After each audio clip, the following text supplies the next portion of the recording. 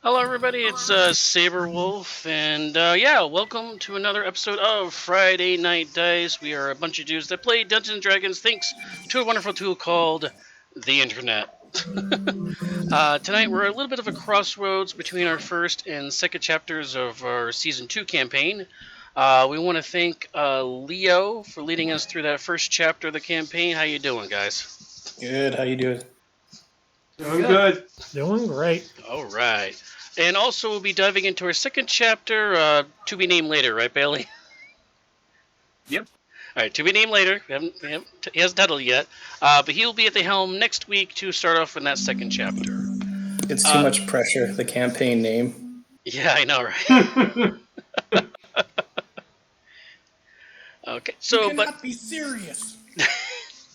But tonight, we're going to just give Bailey a little extra time there. I will be DMing tonight to do a special Halloween episode for you all. This will be another excerpt from the Candlekeep Mysteries. So yeah, we'll look forward to that. And also, of course, we do have Paul and Sean at the table. Hi, guys.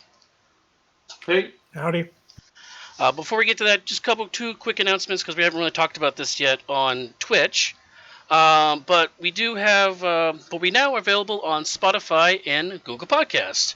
So if you don't have time to sit and watch our shows on Twitch or YouTube, powered by Anchor, we can now listen to us on podcast form on Spotify and Google Podcast. Be sure to follow those platforms to be alerted of any new episodes.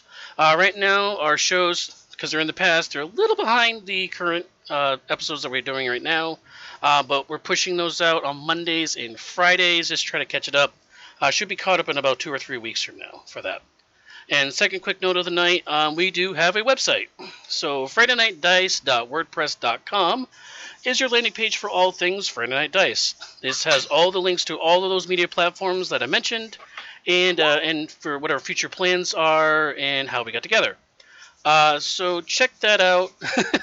And the best, what the better platform for you is. Yes, we haven't gotten to merch yet. Maybe we can do merch.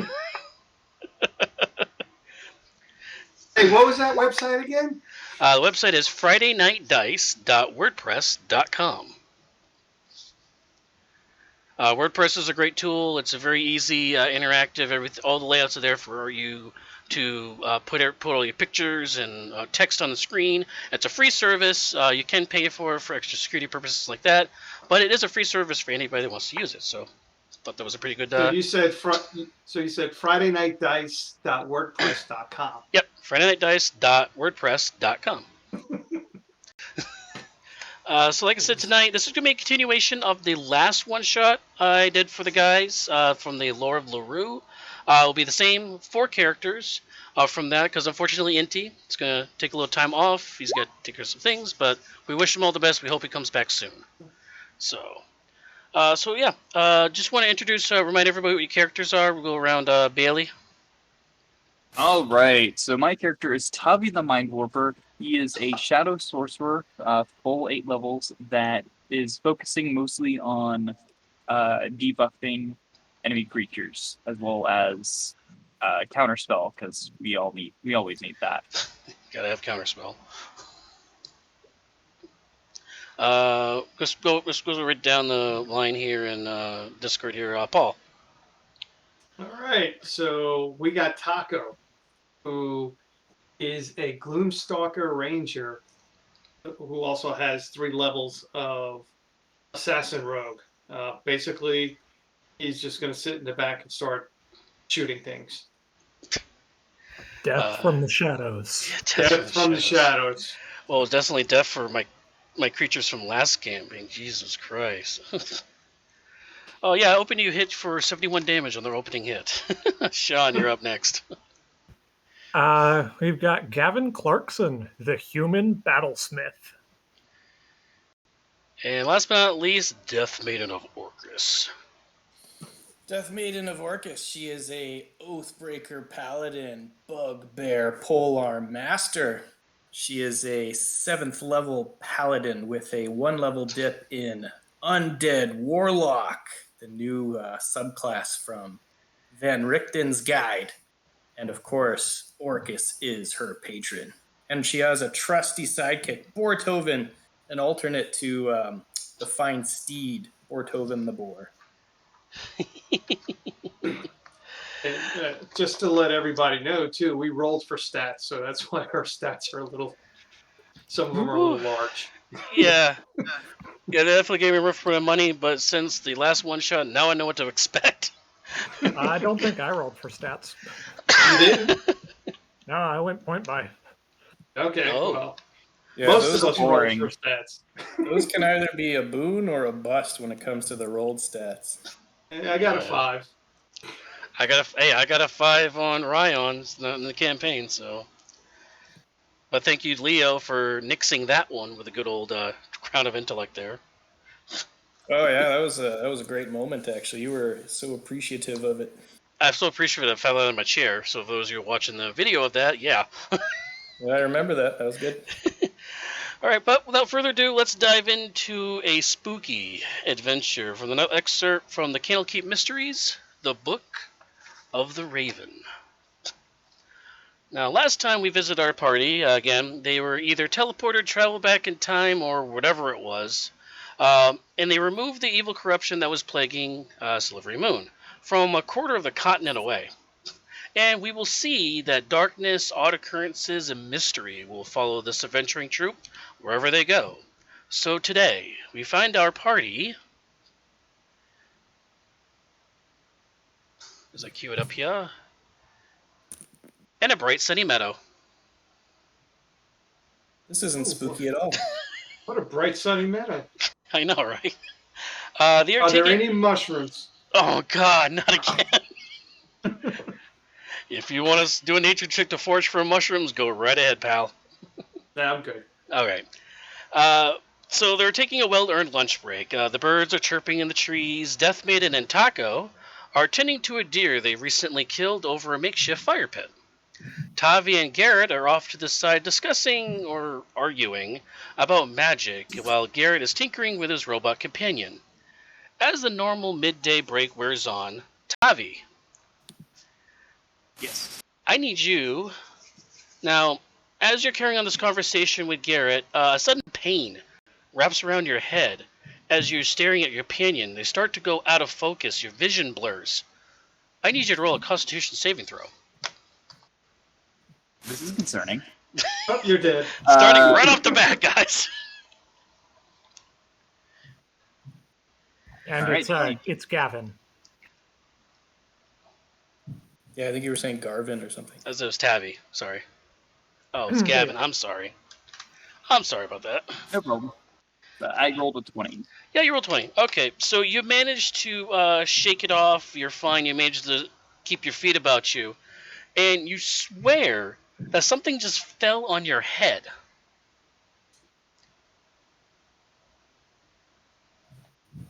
Okay. So you're looking around, you look at your feet, trying to notice where they're sitting, and you see a very decently sized... I don't know why I went to the... There we go. You find a very decently sized black book.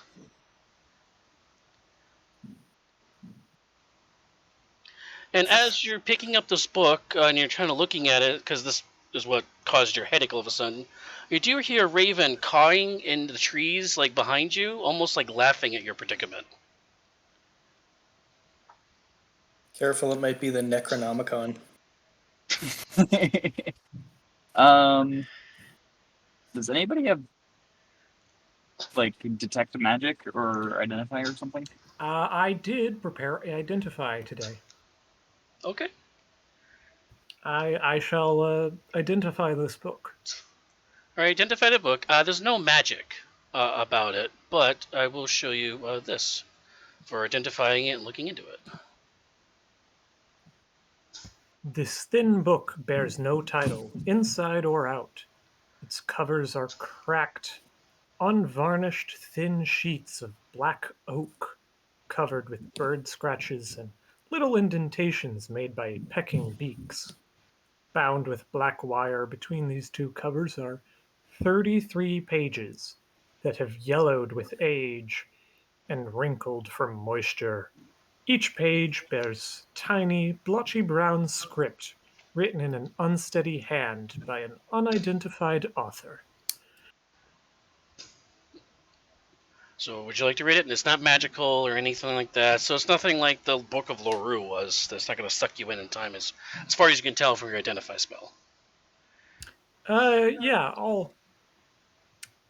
it's only 33 pages. That's a quick read. We'll start at page 1. All right.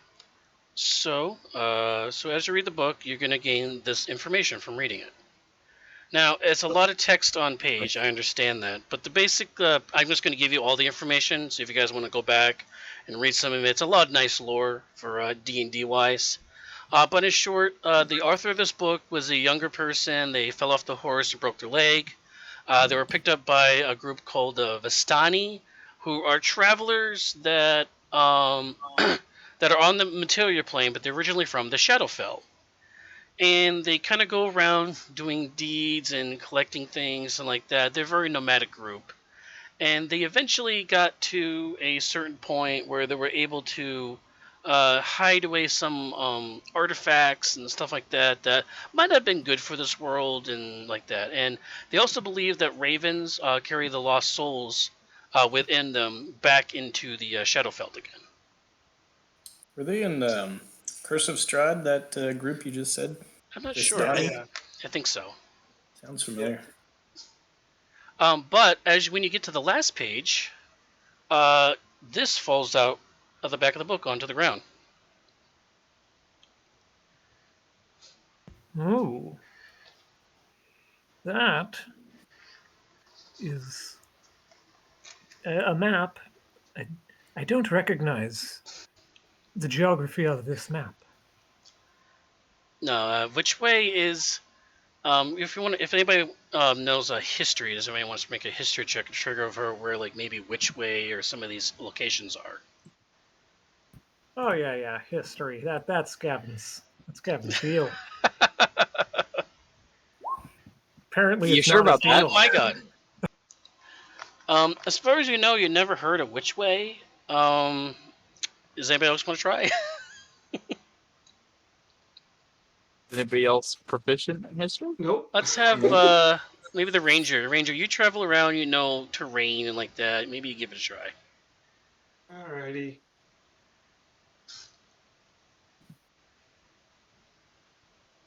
Nope. Okay. Now, because of those rolls, Dang. what would normally happen is you guys would have to go to other towns in the area to try to pinpoint where the starter location would be for which way. And also, and this is just a quick note to everybody, that technically in this adventure, there would be an event, and I'm just going to pop up the map again for our fans watching here, that there would actually be an event at Witchway, Hand and Horn, Three Tree Hill, Woodbridge, Scorch of the Red Worm, and then the final destination. Each one of those has an individual counter, and that would take us like 3 to 5 weeks as a full campaign setting. But we're going to fast forward through all the other stuff. We're going to go to the end spot at the end. So that's Is what it the would Red normally happen. Worm? I'm sorry. The Red Worm? No. So actually, it's actually the building after that, in the lower left-hand corner with a little arrow pointing at it. And if Oh, you I read, see. and if you read to the right, it says, "Follow the trail to the Hand and Horn, past Three Tree Hill, over the River Warren, to the Worm's Mark and the Foggy Moors. West of there, the treasure is yours." So as far as you know, this might be a treasure map. Ooh. Hmm. I like treasure. Let's go. I do too. Hey, look at this map though. I see like ravens in this one corner here in the left-hand corner. Maybe we should just go there. On that note, noticing that there's ravens in there, that raven that you heard calling and kind of laughing at you at the tree swoops down and floats down out of the tree and then bursts into a shadowy mist in front of you, revealing this young girl. She looks at you all sadly, with permanent bloodstains under her eyes streaked with tears. "You have been chosen to help my family. Due to the love we all shared, they have been caught in purgatory without rest. The Raven Queen has tasked me to give you this book as a guide to our home. The book has been our family library for a very long time. May it be a roadmap to help you in this endeavor.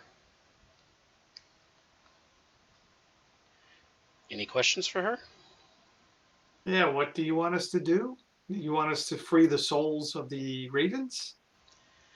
No, there are two members of my family, my father and my younger sister. They're trapped here and they need to release, and the Raven Queen does not like it when souls cannot be free. And when you say trapped, what do you mean?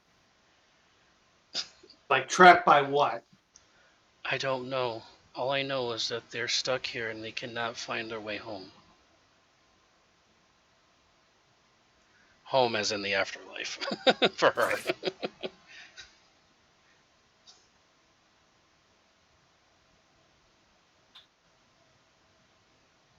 Anybody else? Is there any treasure in store for the victors? Yes, it's right here on this map. It says there's treasure. She looks at you, Orcus, and she kind of frowns for a second and squints at you, and she goes, "Treasures have many forms. The Raven Queen feels that for you, it will be found." I don't know this Raven Queen, but I do like gold. I feel like if anyone, I feel like Death Maiden of Orcus might know the Raven Queen. Yeah. Well, Tommy No. kind of worships her, so he's all for it. Well, that's Yeah, why she dropped the book on your head. And so with that, she says, "Haste away, for your path is long and winding to my old home." And with that, the shadowy mist envelops her form and morphs into a raven once more, flying into the sky east of your position. I'm not very smart, but I would say we probably need to go east. Hmm. Makes sense. Paul, you had a Raven Queen, that UA Yeah. subclass. Remember that? Oh yeah, I love that. Yeah. It was great. Caves of, or whatever it was called. Yeah. No, Zane was follower of the Raven Queen. Oh, Yeah, there you go. Zane was Oh, yeah. X-Blade Raven Queen. Yeah. Now- All right. Now, like I mentioned before, if this would be a great thing for a campaign setting because it would take 3 to 5 weeks of work of going through the map and everything. But like I said, we're going to speed it up a little bit, make this a one shot, and we're going to go straight to the end, to Let's the do it. end page. All right, guys. So So we're heading all east with the book falling on my head. I'm going to talk to the group about my theories of this new thing I call gravity. Hmm. Oh no! Who cares There is about no gravity? gravity. It's like There is no gravity, only magic. If I Oh, rolled a my high enough gosh. Arcana there, I was going to tell you about this lovely wizard school. Oh god, we're going to bring Graviturgy into this. Oh god. I don't know Um, how the Raven Queen feels about undead. I'm pretty sure she's opposed. He is Yeah, That she is does not very like- true. That is very true. She's very opposed to undead, and that's what the current. And because you thought about that, and Orcus kind of would know that from being an undead kind of sect of your like kind of religion area, you Mhm. kind of would know that this person does not like really undead. And Yeah, and I don't like her. yeah, so this is going to be an interesting. Like I said, I told you this is going to be an interesting one. it's funny how I mean, technically, Orcus doesn't like the undead either. this doesn't like anything. Yeah, Let me tell you about my best friend. Remember Scott Scully? of course. That was, Now- Let's see what else pops up that I can use my channel divinity. Oathbreaker has some of the best channel divinities available. Well, after a very long travel, you arrive in the evening to this place. Evening. Does it look like there are any lights whatsoever in the house? Well, hold on. I'll get to that. Go ahead and roll a perception check while I read this then. You arrive in the evening to a brick-laid chalet. Between you and this building, a small cemetery lies to the left. There is also an help him? overgrown path that leads to the right and up into the building that oversees the wild parcel of land. And yes, go ahead and help them. That's too You late. guys are off to a horrible start. yeah, I'm gonna say 999. Anybody else proficiency in perception that wants to help them out? Tavi has Uh, to see. Yeah, I do. I probably roll it. There's my dog, which has a +5. The Well, dog. I got a +8. Yeah, I'm pretty Either sure the one. ranger might have a little bit better roll. There you Let's go. see, 15. As you approach to this building, you do notice that there are lights moving from one window to another. You also notice there's a cemetery to the left, and as you see on the screen in front of you, there are these headstones. The bottom of the screen here, those are actual headstones that you see there. And I will switch over to this map right over here. And just a note, you are in the lower right. Do we need dark vision to see here? It is evening time for now, but dark vision would definitely help you. I am happy. I'm gonna go ahead and cast dark vision on myself. Okay. So everybody has I'm gonna dark go vision, ahead and suddenly cast- Leo just kind of, not Leo, Taco kind of disappears from you. Yeah, I'm just. For the next 8 hours, I can see in the dark. All right. I'm going Nice to cover. cast Aid, 2nd level slot. I will imbue 3 creatures with 5 extra hit point maximum. I will choose. Well, I guess it's you and me now, Frontliners Artificer. Yeah, Yeah. you lost And the your dog. fighter there. Me, you, Bortoven, and the dog. Now, guys, just a quick tip right here for you all to understand what's going on. There are 4 layers to this map. So the map will stay the same, except I do have to change from one screen to another to get to the various layers of this map. Okay, that's fair. So in order to fit all the floors of this building and everything else on this one map, I had to make it into 4 separate maps, which is what the book tells you to do to help you out. So just to let you know, I'm just letting you know that there will be shifting between like that. And because you guys liked it so much last time, I do have pop-ups for every single room, every single area you're going to go into. There's going to be a screen for you. Ooh, Nice. boy.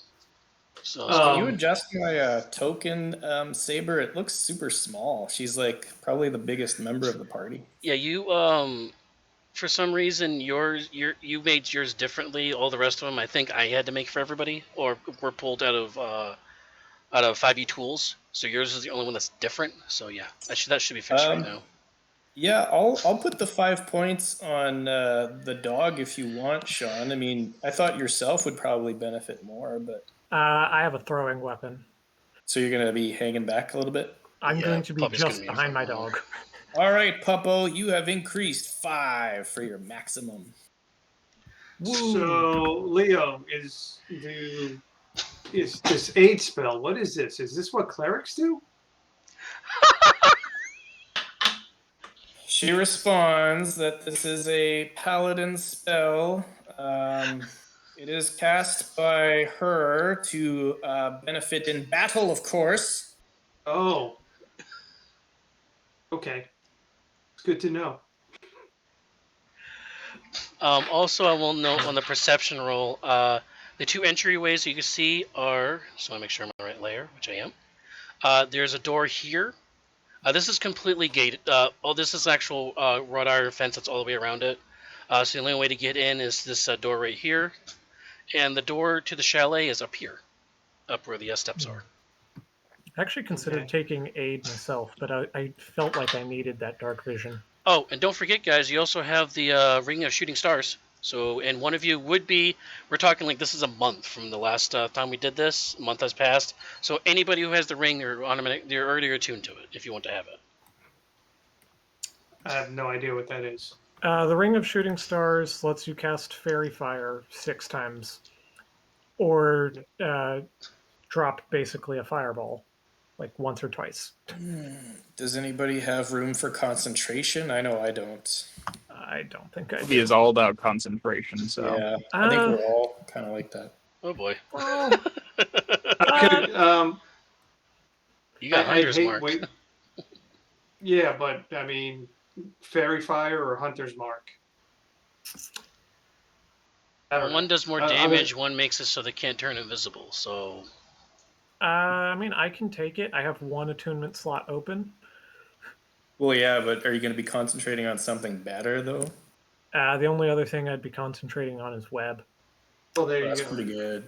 But I could also just use the 3 charges for 15 D4 fire damage. It might be situational too. So just take Sure. it and You see what want it? happens. Yeah. Okay, so you're outside the chateau, or sorry, not chateau. I'm going to say chateau. It's actually a chalet. You're So outside what's the chalet. inside this? What's inside this gated? Are these graves or what? Yep, That those is are just- graves. Yep, it's a. From what you can tell, it looks like a small kind of private cemetery area for this home. Well, I mean, my character, Death Maiden of Orcus, is not opposed to digging up graves. I put my hand on your shoulder and like, you don't know the spell yet. For what? Animate dead? Yeah. If something pops out, though, I could point my finger at it. But let's go to the chalet, maybe. Are you I going to have go a to chalet feeling we'll- first?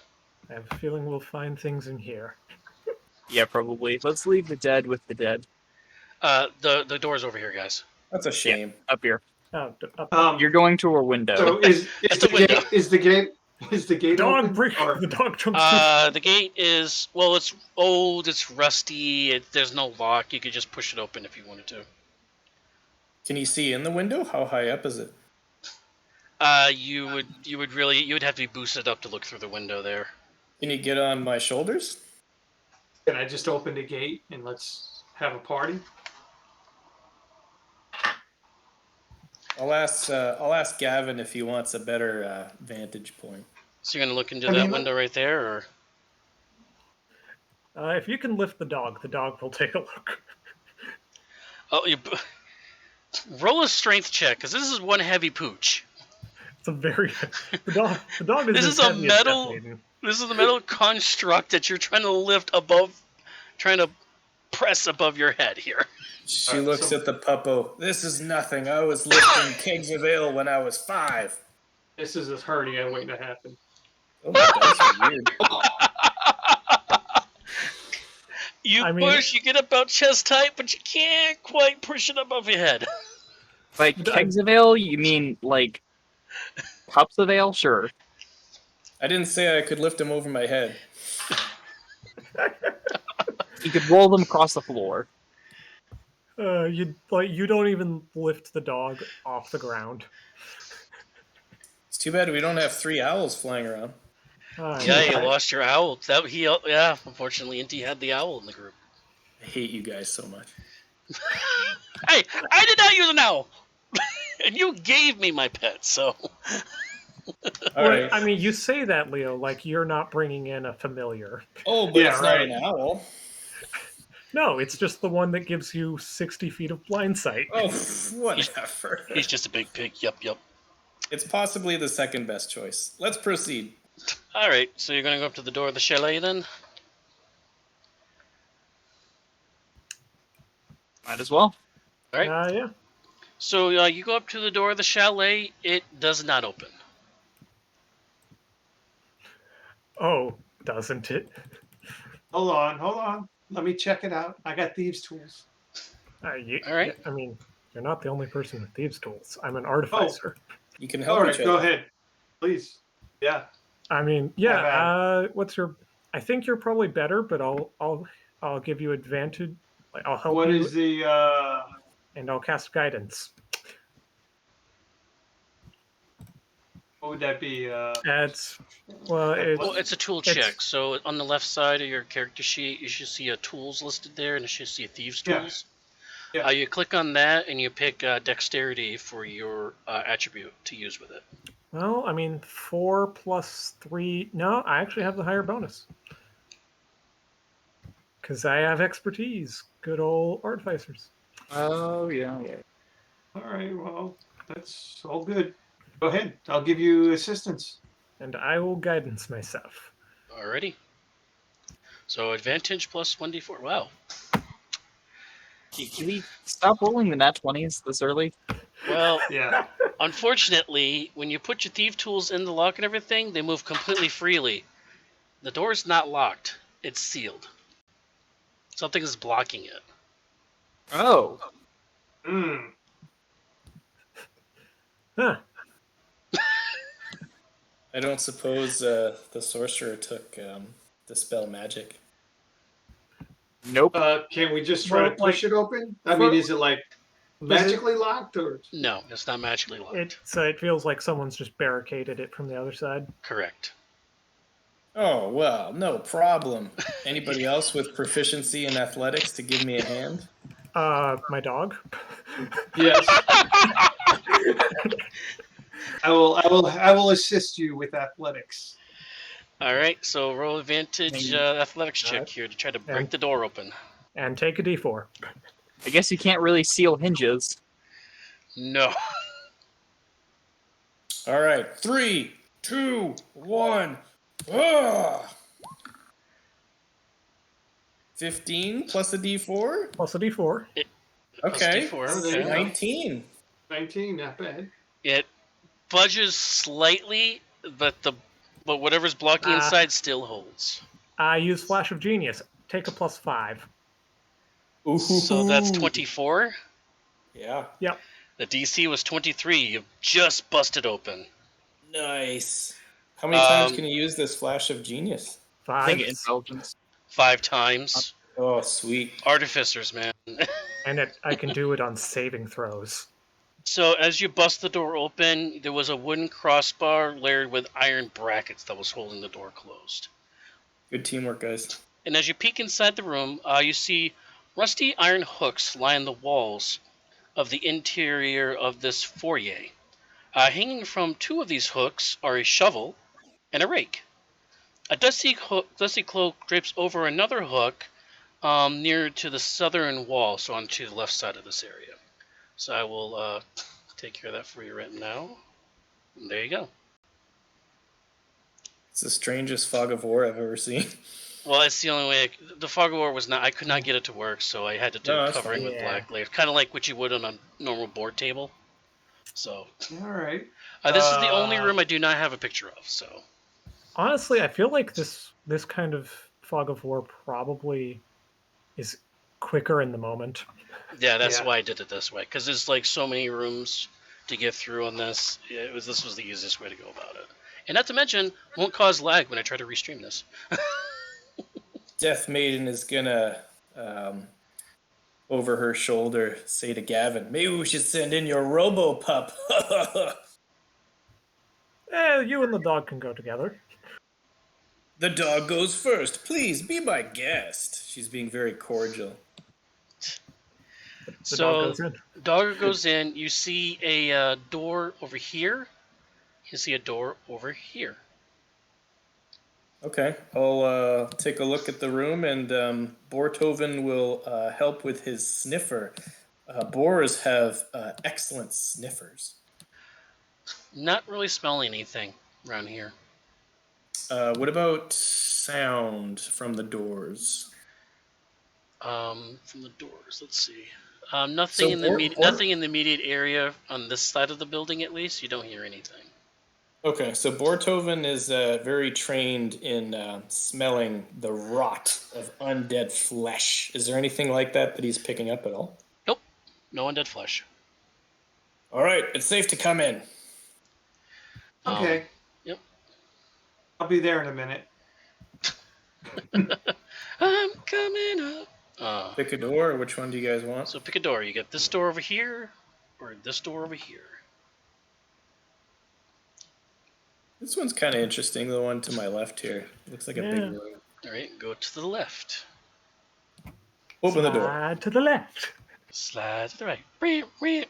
So let's reveal that one. Ooh. And this is what you see in it. Which I have to switch layers for that. Ooh, Oh, nice. Light Nice. enters the spacious room through a bulge in the north wall, where cracked and broken windows look over a foggy veil. Dusty sheets cover most of the room's furnishings. Cobwebs stretch between the antlers, wolf heads, and other hunting trophies mounted on the walls above the wainscoting. A pale rectangle above the very large fireplace suggests that there was a picture or a mirror that once hung there. I can tell you right now, compared to the Feywild, Death Maiden is digging this place. She is going to sprawl herself on the couch, just like it's shown in the picture, and she's just going to put her feet up. Ah, That looks terrifying. The, Told you guys this is a Halloween episode, so get ready. the dog's gonna curl up on this, or it's gonna try to curl up on the chair, and the chair just collapses beneath it. Oh, poor puppy. or Tovin jumps in my lap and I pet him. I'm going to check out the mantle. I'm going to see these trophies. See if anything weird is happening. No, they're just mostly regular animals, deer, wolves, boars, stuff like that. They've just been up there for so long that they've decayed over the years.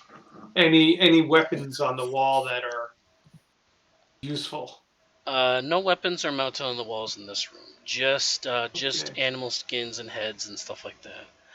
As you're looking around the room, there is a creaky wooden staircase with a beautifully carved banister that climbs to a landing outside the parlor. Near the stairs is a partially open door right here. Oops, I'm on the wrong layer, sorry. Right here is a partially open door, which from where Orcus is sitting, you kind of lean over and look in there, and you can see that might be the kitchen.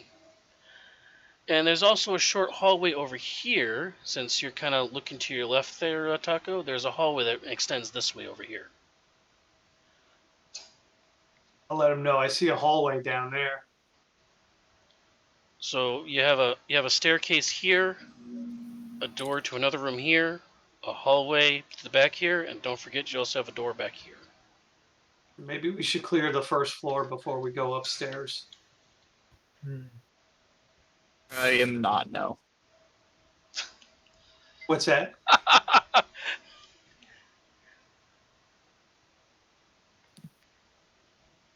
Split up the party. Search the whole house at the same time. That's a good idea.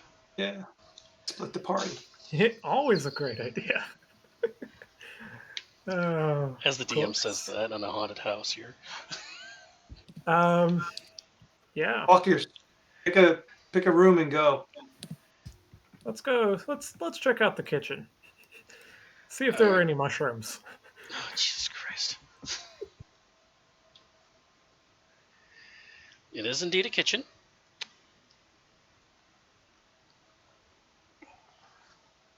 Yeah. For It's work. Jesus Christ. I've seen worse kitchens. A ghostly scent of meals past still haunts this kitchen, forever trapped in the wood of its tables, and soot in its hearth, and grime in the pots, many of which hang from hooks about the room. Almost everything you expect to see in a kitchen of this size can be found here, including dish-filled cupboards, cleaning supplies, and cooking utensils. Mice scurry across the floor, trying to best to avoid you.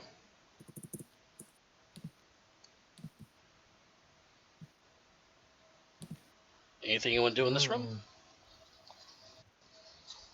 Yeah, seems pretty clear to me, guys. Not much in here, just a rank kitchen. Maybe Bortoven can find something he likes in here.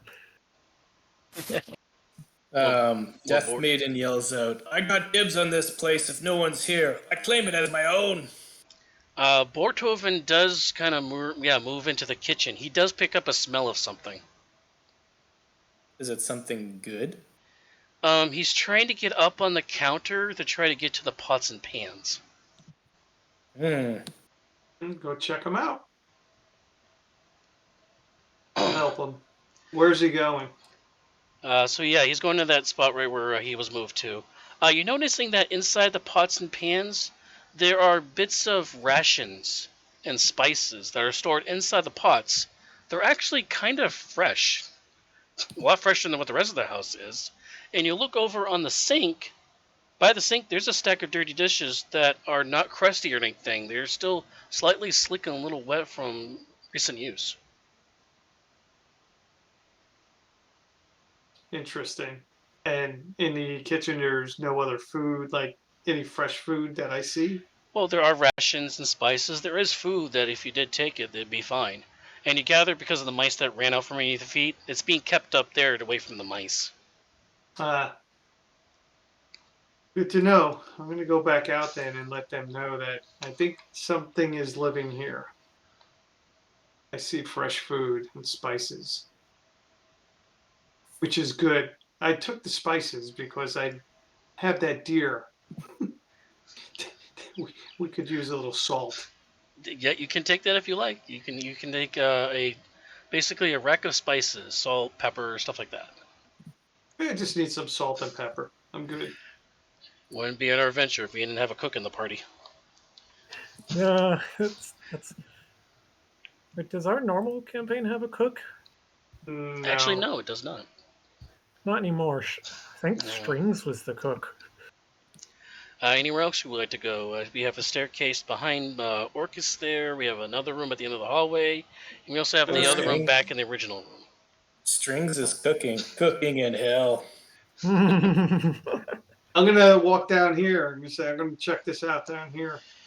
Alrighty, that is the dining room. So the dining room is not attached to the kitchen. Interesting. No, it's the layout of the house, unfortunately. So I'm going to walk in here and just look around to see if. Wow. This circular chamber at the base of the tower contains a large oak dining table surrounded by 6 high-backed chairs carved with images of stags. Crashed in the middle of the table is a gaudy chandelier. Puddles of water on the flagstone floor as a result of moisture seeping in through the 3 narrow, broken windows evenly spaced around the tower wall. A fireplace is set into the wall and is blackened with soot.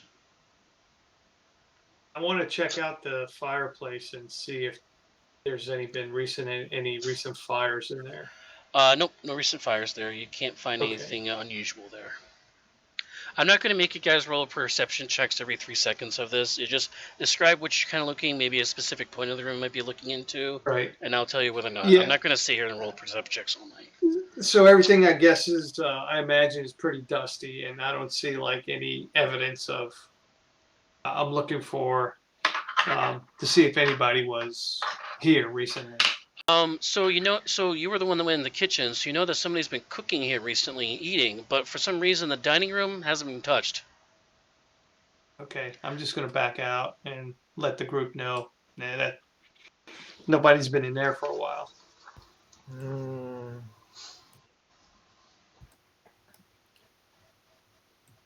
gonna check out this door over here. Which door? Okay. That is actually a stairway that leads into the cellar.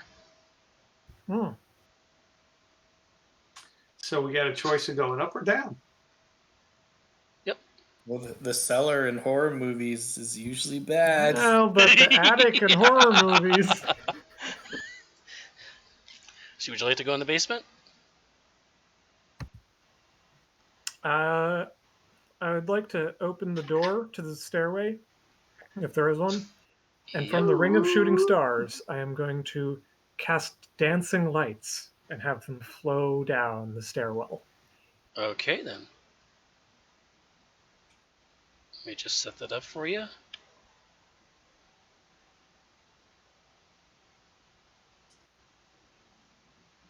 So like I said, there's multiple layers to this, so whoever's interacting with that layer, I'll pull into there first. And then everybody else who wants to join, I'll pull them into the area. All your tokens are already available on the map, so I just gotta take it and just bring it into the token layer. Okay.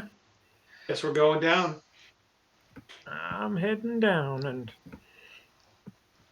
All right, so coming around the corner, you're seeing a kind of a room at the bottom of the staircase here. Yeah, I'll come in behind with Bortoven. Yeah, I'm gonna be behind him. Okay. Let me pull order here. So we got Orcus, Bortoven, Taco, Tavi, you coming in too? Yep, I'll lead the back. I'll lead again. Here you go. And Taco and Tavi are on the upper layers, but this is the entrance to get into there. So. Right. I'm gonna wait. Okay. So I'll open up this room for you. And pull up the screen for you. Ooh, Oh, I that's see a shiny stuff. What's that? This Like a chest? cold, damp, oddly shaped cellar has an 8-foot high wooden ceiling and flagstone floors. The walls are made of rough, mortared bricks. Thick cobwebs cover the crates, barrels, and old furniture stacked against the north wall. To the south are a pair of closed wooden doors. The door farthest from you, and I'm assuming Gavin's still in the front. Yeah, Gavin's in the front. The door furthest away, which is this door right down here. I'm on the right layer. Am I right? No, I'm on the wrong layer. There's a door down here that swings open on rusty hinges. And beyond it, you see a smaller but spherical chamber, kind of like the dining room above. And then from this distance away, your dog kind of tilts its head a little bit, and it hears something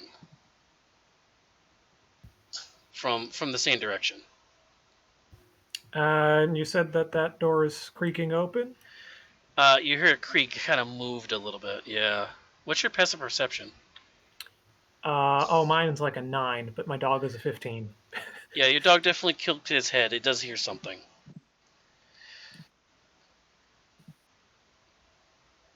Shh. Dog hears something. So this is the open door, and this one's closed. Can Bortoven pick up anything on his undead sniffer? None.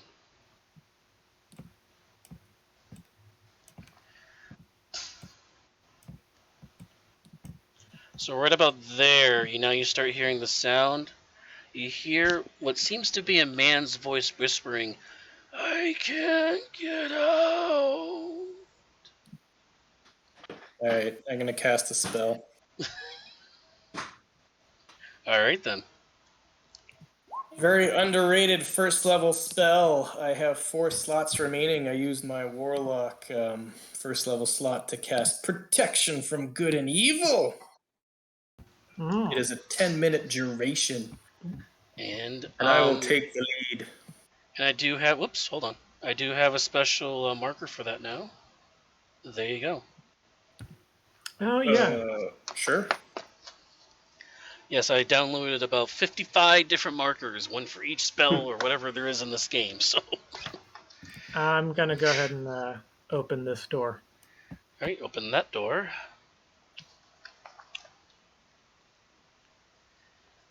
Good. This cold, I don't think I have it. Oh, actually, I don't think. Oh, yeah, I do. Never mind. Ha ha ha. This cold, windowless room, although there's no window, but there's a hole there, so sorry. This cold, windowless room has a pair of wooden frame beds, 2 narrow wardrobes, and an old rug. Mounted on the east wall between the beds is a wooden shelf sporting a pair of candlesticks. The candlesticks are not lit. And Dancing Lights is going to carry into this room. From what you could tell, this used to be just a servant's quarters. The Dancing Lights is carrying down this way. Oh, sorry, the other way? Yeah. Okie dokie. So you're going into this area.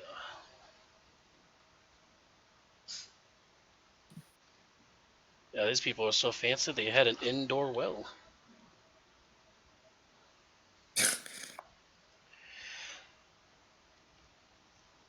The only feature in this damp, cold, circular room is a 4-foot diameter well in the middle of the floor. Next to the shaft sits a wooden bucket fastened to a coil length of rope. Does anybody want to investigate this? Oh, you're Death going in. Maiden will yell out, "Show yourself or die!" You listen as you're at the edge of the well. The shaft is veiled in darkness, and you have to go down pretty far to get to it in order if you want to go in. But you do hear a voice saying, "Rorn, where are you, boy?" So you said that the shaft goes down how far? Oh, Jesus Christ. Baby is knocking over stuff behind me. Sorry, guys. The shaft is about I want to say it's about 25 to 30 foot shaft down, which you can make it. The rope is definitely long enough. But you don't know how far below what the water level is or anything. Or if there is, even is there water at the bottom. But if you have your dancing lights, if you put them over the well, you can see it glistening, so there definitely is water at the bottom of the well. This is not a dry well. Mm. Send the dancing lights into the water. That's a Yeah, thing. yeah. That's what I'm thinking. Dancing lights can go 60 feet down. Okay, this is one of the few times I will ask for this. Make a perception check. Both of you, because you're both of you kind of looking over, right? Yeah. Not the doggo. Doggo's too short. Well, that's a nat one. Oh boy, I'm not going to do much better. Just enough. All right. So you do see something reflecting underneath or kind of catching a light that's under the water.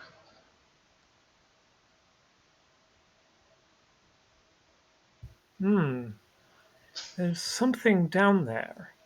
I'm gonna take my glaive. Send a bucket down. Yeah, before we send the bucket down, I'm gonna take my glaive and I'm gonna stick it down there to a 10-foot length, and I'm just gonna start banging against the side of it. Bang, bang, bang! Show yourself. Nothing. That's a new one. Nothing happens. Although, let's see here. Taco. Yeah. You, however, you hear something being dragged across the floor above you.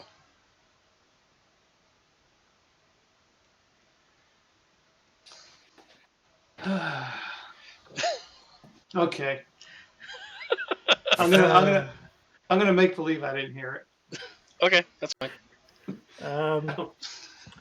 I'm gonna give one end of this rope to my dog and throw the other end down the well. Okay. So you wait. So you're dropping in, or the dog dropping in? Is the doggo waterproof? The dog- bucket. The dog's waterproof, but the dog Okay. is just holding the Okay. the rope. So you're gonna slide down the rope. Death Maiden of Orcus, do you want I to go don't down the think well? anyone's going in the well. I think we're just trying to put the bucket down there. You're gonna try to fish for this thing. Is that what you're gonna do? Well, we don't know what it is. Let's see what happens when we Yeah. put the bucket down there. Put the bucket down the well. Nothing happens.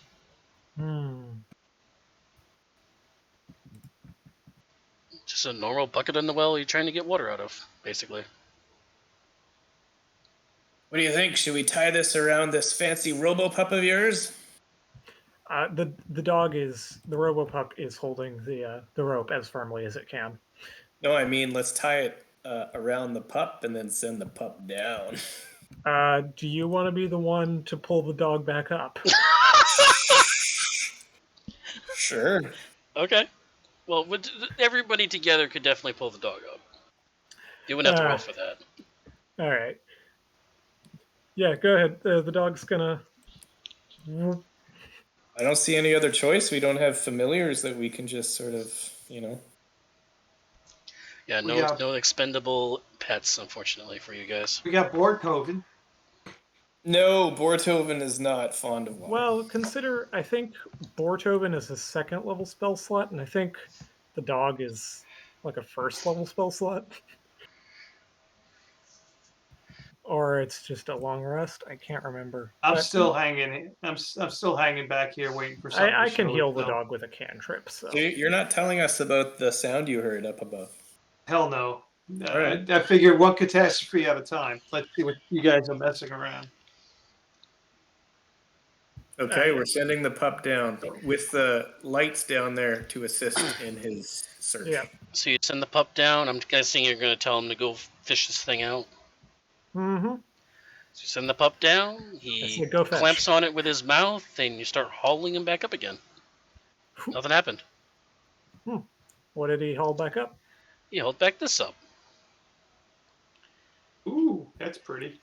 It is the. Anybody want to make a religion check? Nope. I'll go for it. It's not exactly Not my hard. strong suit. Another 9. Oh. Oh, here there we go.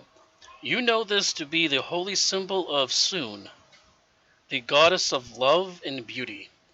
It is a circular kind of cameo on a gold chain, and you also notice that there's actually a clasp on the side of it, so it looks like it can open. Hmm. Is that Pandora's box? It's a little tiny necklace. Or hope not. Open it. You want to open it and look into it? Let's see what horrors come out. Love and beauty, terrible. She's gonna walk away. Yeah, I'll open it. It is a picture of this woman.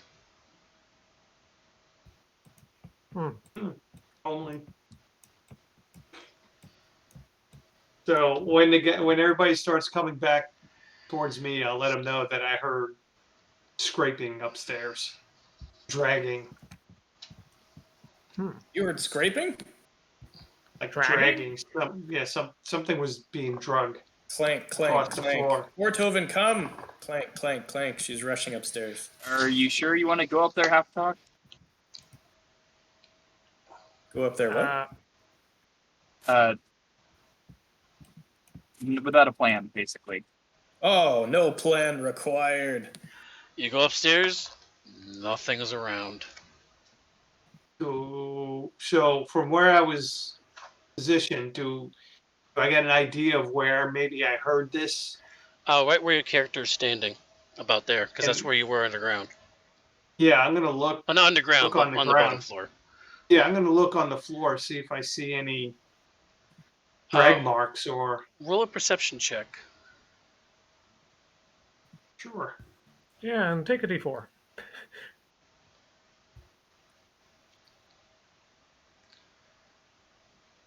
And a D4.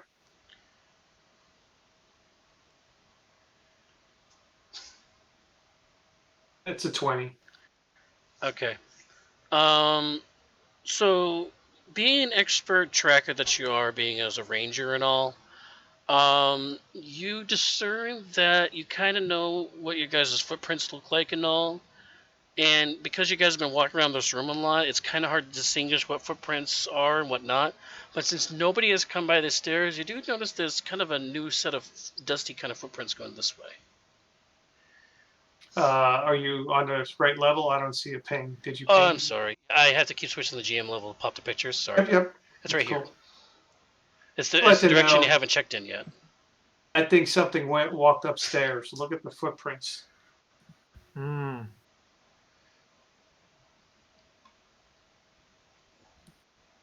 Death Maiden will ask the sorcerer, so, what kind of plan do we have in mind? Go upstairs and kill things. I That's like supposed that to be there. plan. Send in the pup. Alrighty. So you're gonna head up the stairs, I guess. Yeah. Send in the pup. Okay. Send in the pop. There's a door right here. It's like not door. I'm sorry. It's kind of an entryway. You know how an open entryway to go from a hallway to the kitchen or dining room like a normal house, or it's just an entryway. You have entered the parlor. Where am I? Right here. The centerpiece of this parlor is a gold inlaid features that are on the walls that act as a false tapestries. In the center is a handful of overstuffed chairs and a sofa neatly arranged to face each other. Over the furniture, other furniture includes a cabinet full of glass decanters and wine goblets.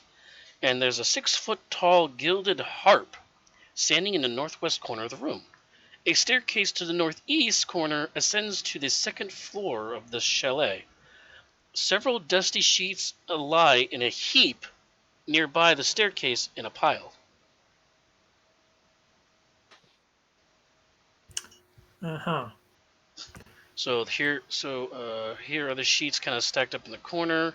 Here's a stairway going up, and you have a harp over here. So, Robopop is going to try to very carefully avoid everything and then crash into the harp. Oh. So, you're gonna crash into the harp intentionally? Not intentionally, but like the dog is bigger than the space on the floor. So the harp falls over. I need you to make a strength saving throw for the pupper. Let's see. Not great. Oh God. Okay. So as the dog walks past the harp, it falls over and breaks in half. This 500 gold piece harp is ruined. I thought he was going to say 500 damage to your puppo. Oh no, a first level spell slot. This was You a got the golden. mending? Yeah, this was a golden harp worth about 500 gold pieces, guys. That you just broke. Oh, straight gold? Yes. Well, I mean, at least we can sell the gold. Yeah, we can melt it down, right? Yeah, I guess you could. I could probably rebuild it. It is extremely Oh heavy. yeah, you extremely have mending, don't you? Well, the harp I- is I- extremely heavy and awkward. You would need like some sort of cart or something to kind of drag it away from the chalet. But yeah, you could. I mean, I do have mending and smith's tools that I have expertise in. If you can get one of these fireplaces going at hot enough temperature, yeah, you probably could do it. Yeah, I'll just Um, bring it back, fix it later. Ortoven sees a nice, comfy spot to have a little rest. He's going to jump on these sheets. Ah. Well, you notice that the chairs are not as dusty as the other furniture was down in the previous room where Taco and Tavi still are down there. These chairs are definitely being used. Hmm. I'm gonna walk upstairs too. And you said there was decanters over here, or Yeah, there's old Is there- decanters and wine goblets. So this was definitely a visiting room to welcome guests and drink and just chit chat and stuff. and there's no wine, right? It's all No, gone. the wine's definitely gone. All right. I know, Well- disappointing. No wine, no mushrooms. I know, I'm disappointing you guys. Death All right. Maiden is eager to kill something. Where's the enemies? She yells out. Show Doggo. yourself! Maybe Doggo we should- trots up the stairs happily. Maybe we should have went to the graveyard first. So I'm assuming Doggo's still in the front, followed by Doggo, Gavin. Gavin. Bortoven Death Maiden again, or Taco jumping in front now. Yeah, no, that's good. Good. You'll keep the order going then. I'll have you guys will be kind of pushed outside the house right now, so just to let you know. But you're definitely there. Still in the previous room. Okay, we'll move ahead to the second floor.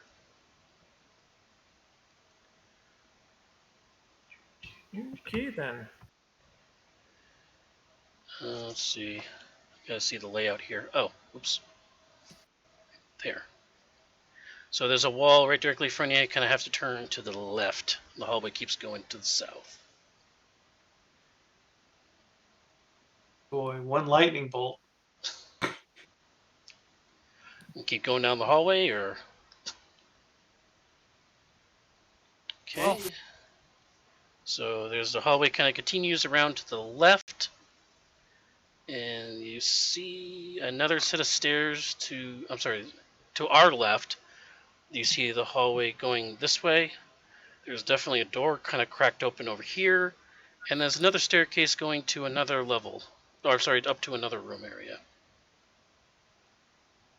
For some reason, the parlor and this room to over here is kind of on a separate, like, half level, kind of like a raised ranch almost. Ah, gotcha.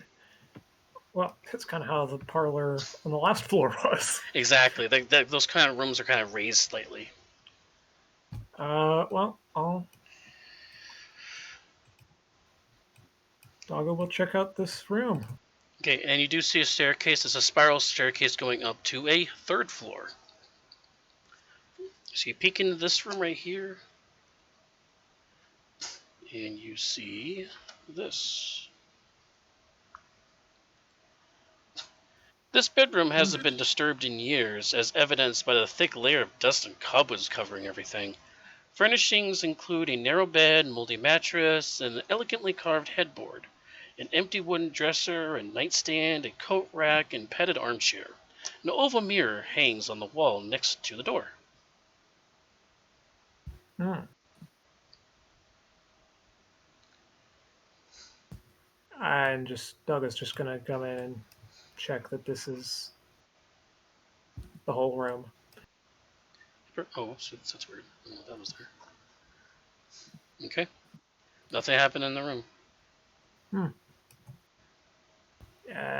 Still nothing. Death Maiden, you want to take the lead checking that direction?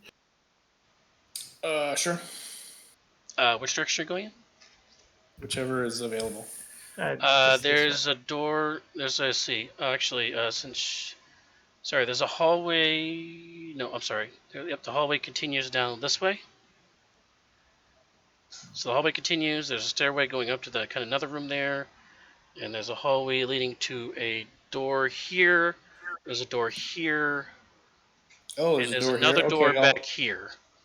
I'll listen and have my boar sniff both doors. Okay.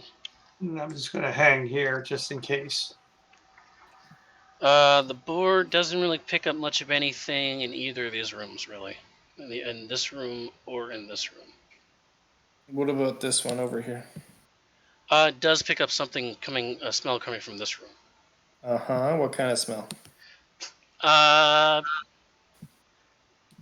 Does he tell? Can he actually communicate to you, or? No, Feinsteed can communicate telepathically. Oh, can they? Okay, cool. It- Otherwise, it's- I would have said, yeah, we've been together long enough. We can just sort of... It smells people. People.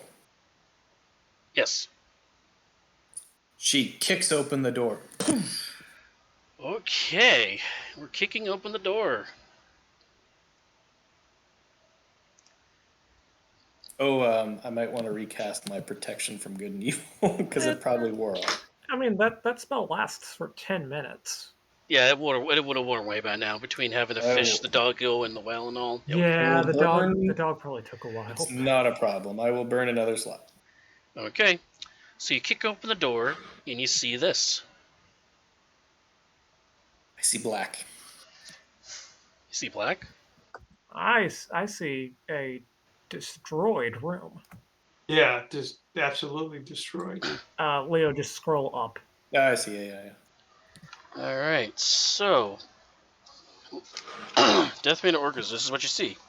An explosion of some kind damages the two uppermost levels of this tower, creating a gaping hole between them, and covering the area in broken furniture and soot. A curved wooden staircase that once rose along the outer wall has been destroyed, leaving no easy way to reach what remains of the tower's topmost floor. Blah. All that's left of the staircase is a few jagged shards of wood that jut out from the wall at different angles. In the middle of the room, huddled together, you see several humanoid figures. Ooh, here we go.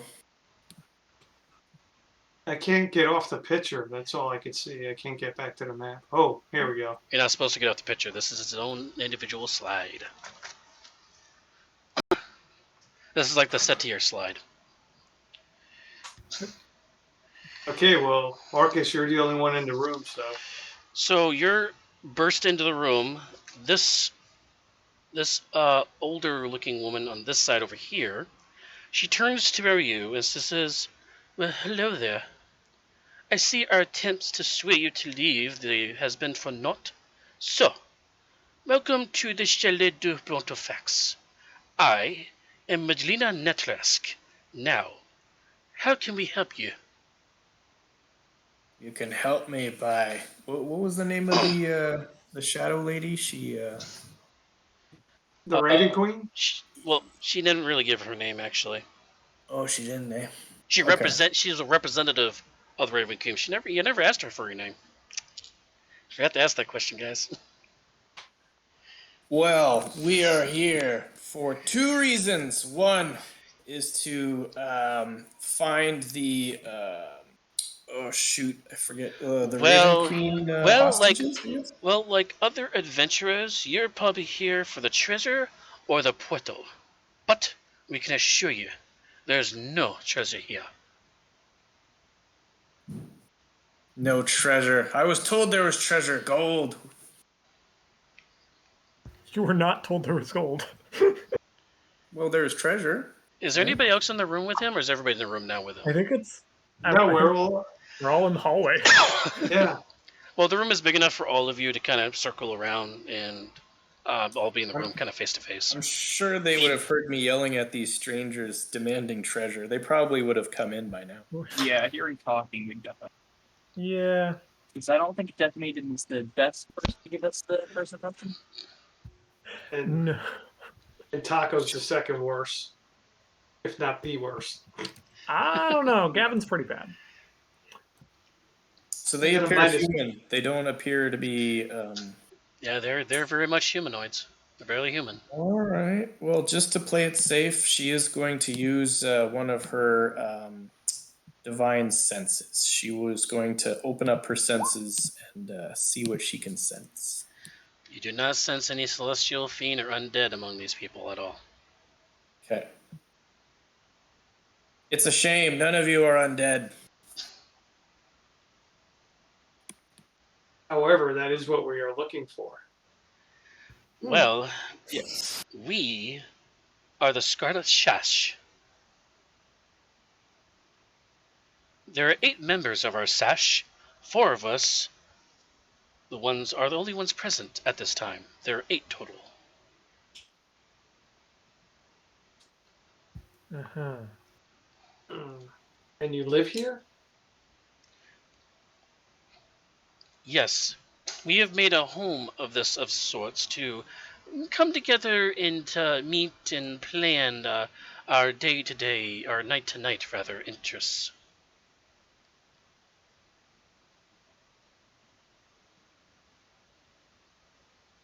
Do you know of any undead? Why am I doing the talking? Well, as we mentioned before, there is a portal that's here. We know that it's in the Selphine gravesite. It is a shadow crossing. Others have ventured into it, but none have come back. I really wanted to let that place be. Where is the portal in that area? In one of the graves? Yes, it's in Selphine's gravesite. All right, so I'm taking we have to go dig up Celophane's gravesite. Hmm. Any other questions or comments, concerns? Questions, comments, concerns. So, no treasure? Is that what you're telling us? No, there's no physical treasure here. And Damn you're all it. human? Stomps her foot. Damn it. Sorry, what was that, Paul? And they're all human? They're like real? They're not? As far as you can Yeah. tell, they are human. I'm And pretty as sure far I and would have Death Maiden detected- knows that they're not undead, celestial, or fiend. Yeah, I would have detected something, I think. And they are none of the above. They're just human. As far as you can tell, they are just humans. I'm just scratching my head like, why would they be in this hovel? Yeah, this doesn't make any sense. Something's off. We, the Scarlet Shash have pledged our lives to hiding bad things from bad people. And we pledge ourselves to each other, and for the good of all things. So places out of the way, and she kind of moves her hand about the room, places like this are safe places for us to meet and decide what to do with various objects. And various objects of magical power, I would assume. Gavin Clarkson is checked out of this conversation. Does anybody have proficiency in insight? Yes, I do. Want to make a roll for it? I guess so. He is also proficient, so I'll give you or advantage on it. All right, I'll take it. You guys are moving along pretty good, by the way. 13. Well, we Sorry, helped 17. for 17. Oh, I'm sorry, So, 17. as a whole, you're noticing this one on the left, he's kind of just being reserved and protected. He seems to be the wiser person in the group. This person who's been doing all the talking is clearly the leader. This one, he's younger, kind of following along with everybody else does. But you're noticing this one, the younger female, is kind of being a little shifty. She's kind of taking like a slight back step.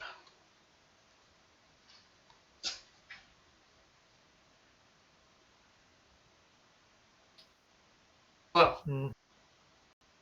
first off, let me introduce myself. My name's Taco. It's a pleasure to meet you. To over here is Taspar Hatchel. Of course, you know me. I am Majlina Netresk. To my left is Vanik, and over here is Rinik Gloka. And you say there's normally 8 of you guys, right? But there's only 4 right now. Are you Correct. There's missing only one 4 4? of those. No, they're just not here at this time. They're out about doing their tasks, like we mentioned. Gavin, bored with all of this, is mending up the door that Death Maiden kicked down. Mending. Uh, This place is trashed. You should be mending that gold harp. That's going to take more work than just a one mending spell. Oh yeah, the dog knocked over the harp upstairs. We're very sorry about that.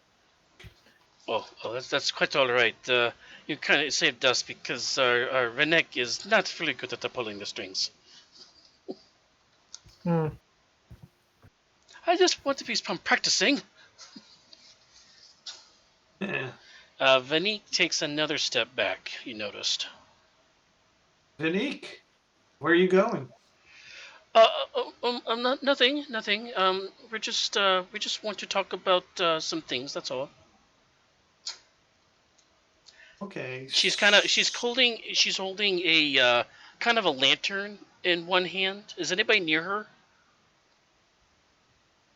I think I Death will- Maiden checked out, just like Gavin. Oh, is Yeah, Bortover doing anything? He's with me. You checked out. You're not in the room anymore, or No, I think we're uninterested in these. Bortoven is kind of sniffing towards Vanik. You're not able to recall them. He's really interested in Vanik right now. Really? Can I telepathically ask him what's up? He says something smells good.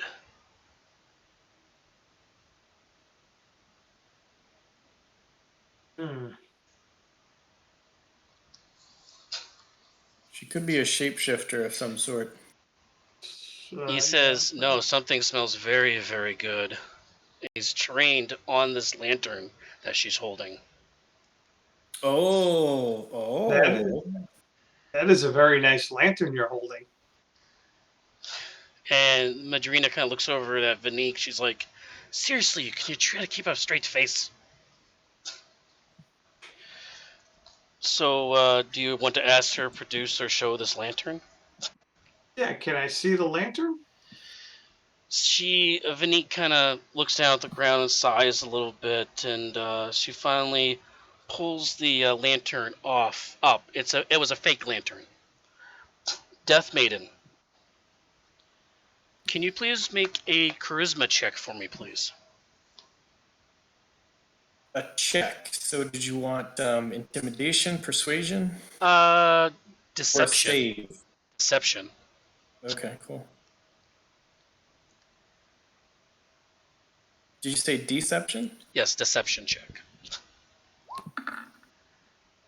Hmm. Oh boy.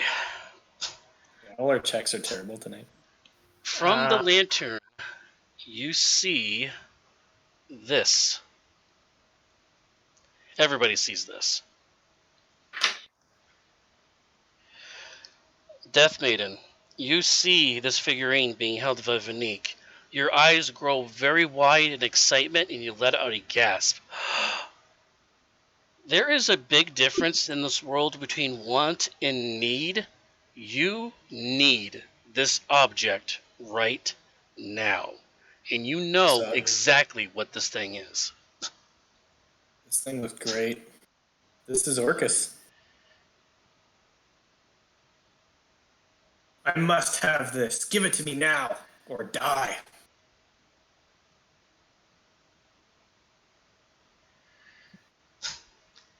And all four of them take a step back as they try to recoil a little bit from your demands. And this object smells horribly, which is why Borthoven caught the scent of it. I demand to Oh, know, where did you find this object? Vanique is kind of shifty. She's really not trusting you right now, but she says, I was able to steal this from a merchant who was trying to sell this at auction for a very big price. It is a very bad object. Bad to you, good for me. Name your price. You wish to purchase this item from us. How do we trust you? I don't think you have a choice. I'm gonna try to, puff the chest a little bit and be a little bit intimidating. All right, make an intimidation check. Come on, good roll for once. There we go. Yeah. Okay. I demand the statue now. Alrighty. So alright. So we're gonna take a timeout real quick as we prepare for this. Now, upon doing that, she drops the figurine and you're able to catch it in the air. The three figures that were fleeing in Vanique all change shape. Oh, I did not mean to take her away. Sorry. All three of these figures change shape around her into this form. They were all were-ravens. And immediately run away. Her gasping, she's a little bit late to the party, but she also changes shape into the were-raven form. Now, here's what happens. Does everybody get the last handout I showed everybody? Oh, I didn't. Oh, sorry. I did not show this handout. Sorry. I'll pop that handout for you guys as well. I'm sorry about that. Yeah. So everybody got the Wiggin figurine handout? Yes. The holy symbol? Yeah, the holy symbol one of Soon on the chain. Yeah. All right. Leo, do you see this? The holy symbol, the saloon or whatever. No, the handout. Do you see the handout I just sent you? Okay. Yeah, I think so. Okay. Yeah, Read up on that while I try to get the map ready. Sure. All right. So we're gonna go back to the second floor map now. The three other people that was in the room, they all transformed into were-ravens, and they are no longer in the room. They flew up in the hole that was up above, so they are no longer there now. Vanique now is shifted into were-raven form, so she is now in the room. While you're reading that, Leo, I'm going to move you into the room next to her because you had to grab it from her in order to get it. Cool. Taco, you were also in the room being a negotiator at the time. Garrett and the dog, you said you checked out. So be outside the room. And Tavi, I'm going to put you in the corner too. I was mending the door, so I'm right here. Okay. So that is the current position of everybody when we were having that conversation. So, Leo, have you caught up to date on that? Yeah, it's an item, right? Yep. Now I need you to go to the characters in pet section there, Leo. Sure. And I'm also going to give you these as well. So are we fighting Death Maiden of Orcus now? That's up to him.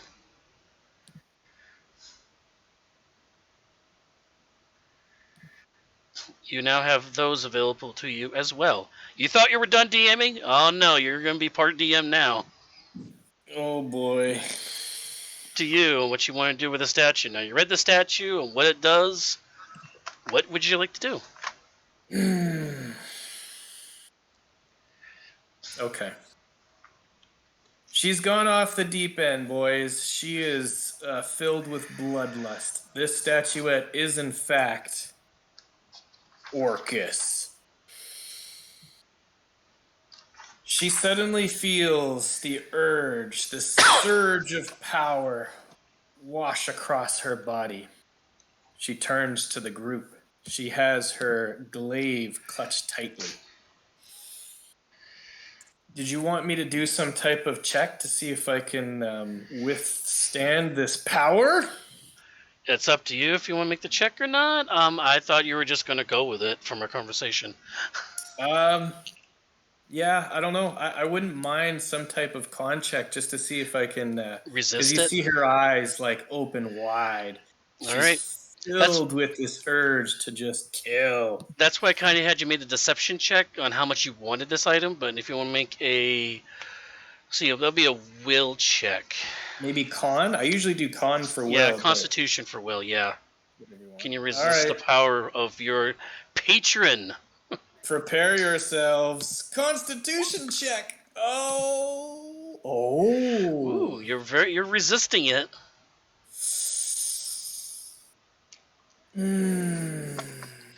What is this?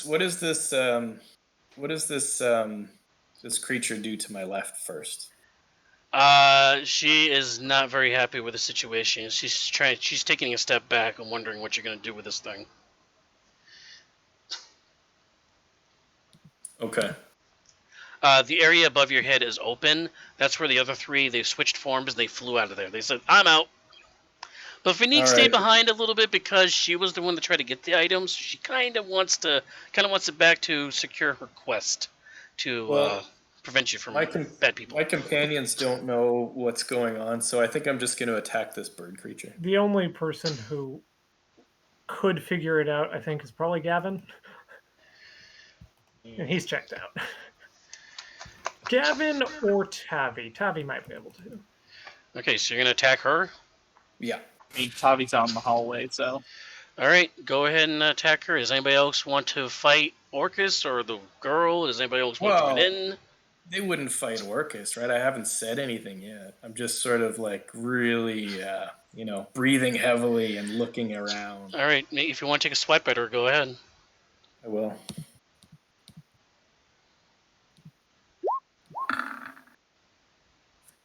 That is a hit. Okay. And I will be using my Oof. Aura of Hate to inflict 17 points of damage. Of course, you gotta do math because this doesn't do subtraction. All right. So I'm just attacking her like normal. Everything's good. You make a swipe with the glaive. She clutches her left side where you took the swipe at her, and she looks up at you and said, we're trying to protect things from bad people. Are you a bad person? Look into my eyes. The answer will be there. And I swipe her again. She's going to take a swipe at you first, since you were the one that attacked last. Are we doing like initiative or? We're just fighting back and forth unless other people want to stop you, fight her. We'll go into initiative, but if everybody's going to stand by and not do anything, it's up to What's everybody else doing? Well, I'd like to move back. First thing I'd like to do is make a perception check to see if I have a clue. If I saw a change in Orcus as soon as he touched the statue, and maybe get an idea that something weird is happening. You see Orcus and the most powerful, most sturdiest she's ever been that you've ever met her with. You've seen her in battle. You've seen her summon her deity and stuff like that. You've never seen her this confident in herself like this. Does a 15 hit there, Leo? No. Okay, you block her attack with the glaive as you come back forward to hit her again. Is there a door here? That's as far as you can tell, it's a wall. All right, I want to move back as far as possible before I do anything. You're just letting her wail on this woman, or where Raven? I'm going to yell at him. Orcus, what are you doing? Do you smack her again, though, Orcus? Do you stop? She doesn't respond and tries to kill this creature. Roll 1d4. Uh-oh. Double ones. Are you kidding me? Oh. All right, you managed to miss the boar. You're filled with this like rage that you've never felt before. You're so empowered that you're not used to swimming with this much force with your glaive. And she manages to ducks out of the way. She thinks that she's unable to fight back, and she's starting to think about fleeing. Do you try to take an opportunity attack? Oh, for sure I will. You take a swipe at her. She tries to take off. That's a hit. That just barely hits. Aura of Hate. 16 more damage. 16 more damage, huh? All right, she knows that she's no match for you, and she's gonna fly away. Okay. I spin around with bloodlust in her eyes. Do you want to shift Z on Death Maiden's token? Sure. Her eyes are red with hate, and she's gonna swing around with her glaive, and she points to, I guess, you, Taco. Do you have any last words? Taco's invisible. Right?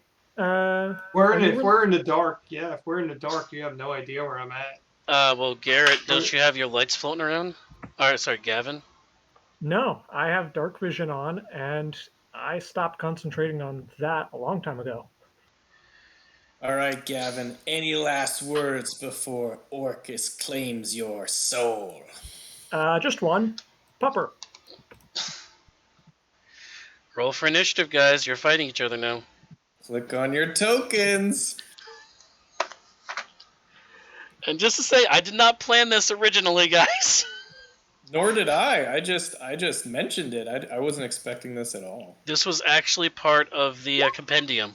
That this figurine was in the compendium, and I did not put two and two together until like a month later. Oh, shoot, I forgot to pop up your initiative roll. Sorry about that.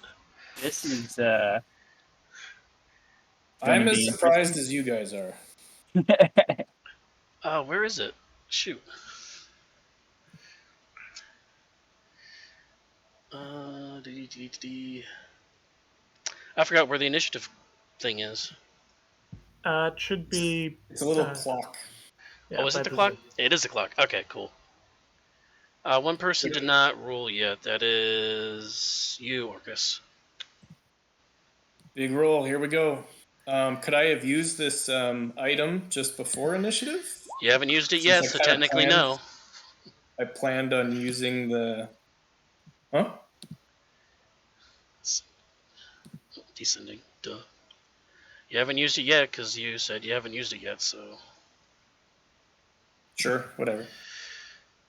Well, I did... Well, initially, you were supposed to hold this thing and pray to this thing for 10 minutes to activate it. Initially. Oh, shoot. I took that off, so if anything, I'm helping you. Okay. All right, Taco, you're up first. So... And since you're at the top of the initiative order, that ability is active. So I have that move, right? So I should have advantage on this shot. Steady aim. Yeah, Orcus was concentrating on this were-raven trying to kill her as you were sneaking into the back area there, so you're amongst the rubble of all this debris from the steps and everything, so you're definitely hidden. She does not notice you because she was so filled with bloodlust. All right, so whatever. So bonus action. And unfortunately, you let the were-ravens go away. The were-ravens would have helped you in this fight, but you let them get away. Yeah. Bonus action, Hunter's Mark. Okay. And then I am going to cast. Oh, I'm going to shoot an arrow. All right. And I am going to use my sharpshooter ability. And that'll be +5 to whatever these rolls are.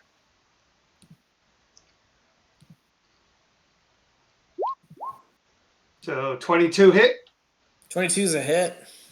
All right, so that's going to be. Wait, what? No, that's. Hold on. I'm sorry. That's 2d20. 17. No. Yeah, because I have advantage. Yeah, it's adding them instead of taking the higher. So it's a I'm 12. sorry. Hold on. 12, 17. Does a 17 hit? It's a miss as it clanks off her armor. All right. I'm gonna take. No, it's not. Flash of Genius, I believe, does attack rolls. Okay, so you're giving this Flash of Genius. Let me just check, make sure I can. Was it only I have to see you. I was only 17. You got a 12. You get +4 from your dexterity and +3 from your proficiency. That's Yeah. 19, right? No, it would have been. It would have been a 22, but I took a -5 penalty.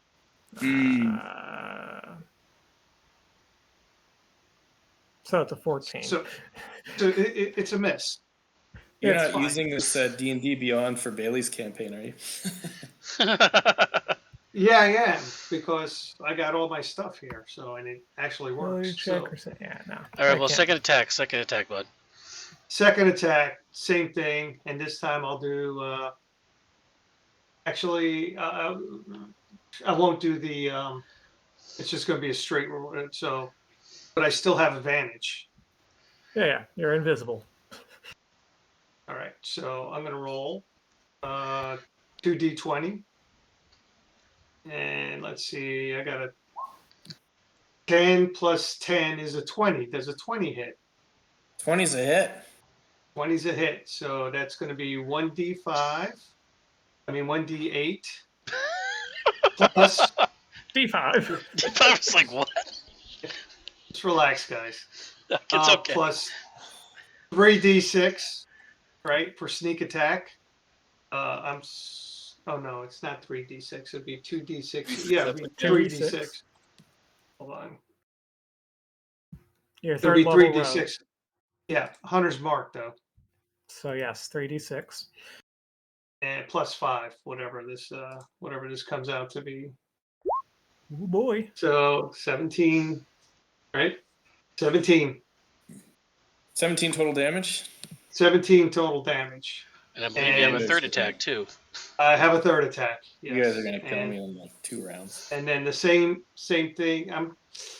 Should I do the sharpshooter? No, he's got too high of an AC. I'll let you do it I'm- as a bonus action, Leah.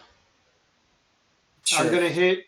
I'm gonna do again. So, 2d20 roll,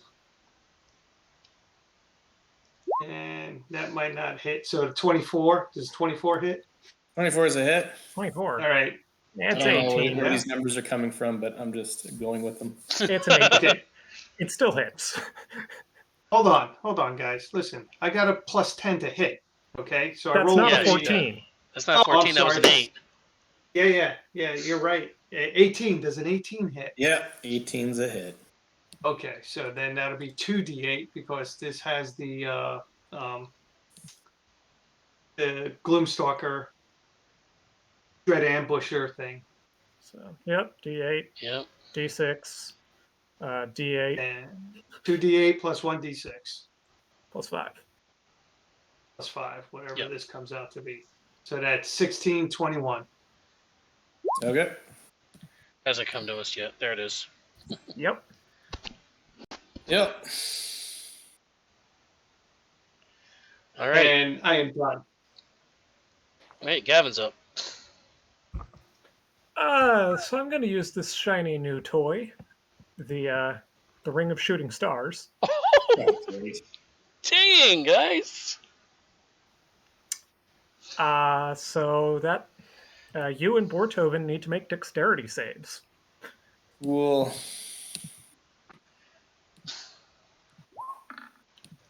Ah!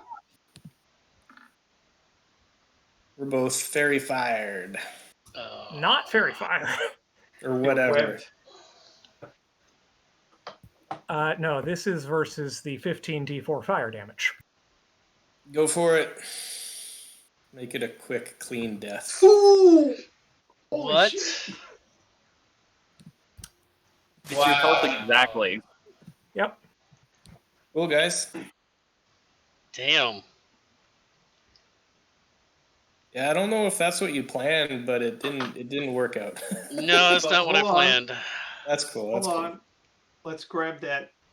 I mean, can we put two and two together and say something really clicked with this thing? So Yeah, I should have had you do the thing beforehand. My bad. I didn't think they It were going to wouldn't have nail you. mattered. Like it wouldn't I didn't think have they were going to hit you for 80 damage It in would the have been first 2 rounds two instead of attacks. two. Yeah. Damn. You That's forgot okay. you So- gave me a ring of shooting stars. I was hoping you were Hold saving on. it for later. can we grab the? Can we grab the? Oh yeah, you can grab it if you Lantern want. Maybe bring him back to life. Will he still be crazy? I don't know. Depends Or what is you he want to do with dead the dead? figurine. I guess. Well, first off, I think we should pick it up with a cloth rather than actually grab it. Yeah, yeah. I'm not touching that thing. She was touching it with her bare hands, so as far as you can tell, you're fine. Well, she also went crazy. No, she wasn't crazy. She was just trying to protect it. So, hey, can we do like? Does anybody have Arcana? Can we like look at this thing and maybe figure out what the hell's going on? I feel like it would be more a religion, but yeah. Or somebody, just something. My religion is crap, so Both my religion and arcana are good. What do you want from me, DM? Be a religion check for this. Or Arcana, your choice, whichever's higher. Oh, definitely arcana. Okay, go Arcana then. There we go. Yeah, that's good enough. So this item is the Orcus figurine. Mm-hmm. I'll show it to the rest of the party here. At least I believe it did. No, it didn't. Shoot. Hold on. Let me remove it and then put it back in again. There you go. That should have worked.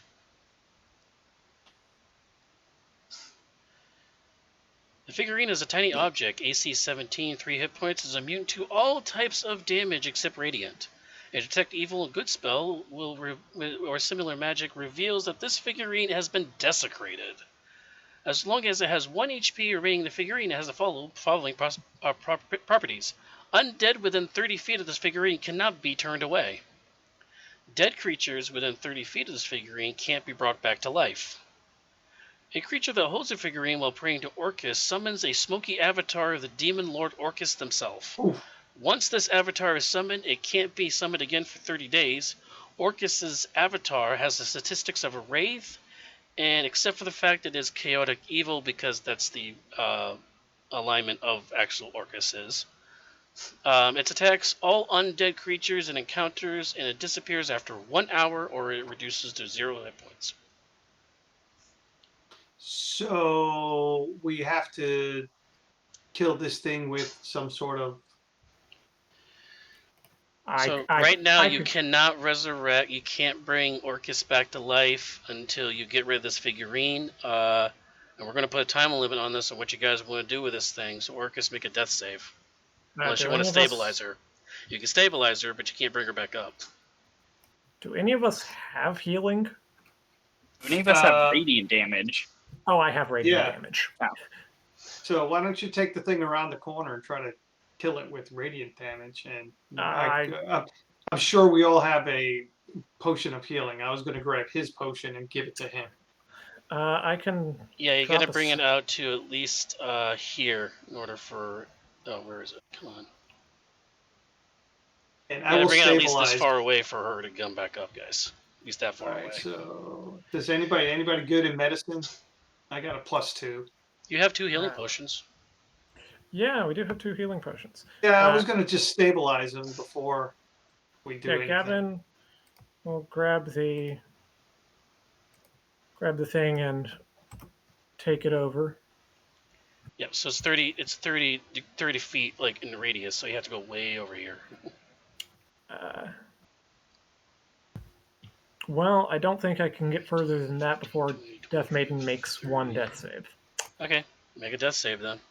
You're gonna try to I bring it did back. a I did a 17 for medicine to stabilize. Okay, so you're stabilized. You don't need to make any saving throws then. So you're stabilized, but you can't bring you back to life, full life. So you're like in a coma right now. So I am in a we coma. want.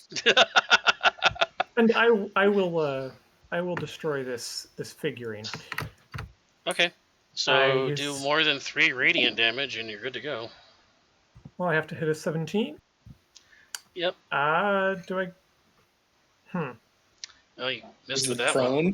prone? I mean, you My lay it on the dog. ground. I don't think it's an object, so they're My all dog prone. helps me.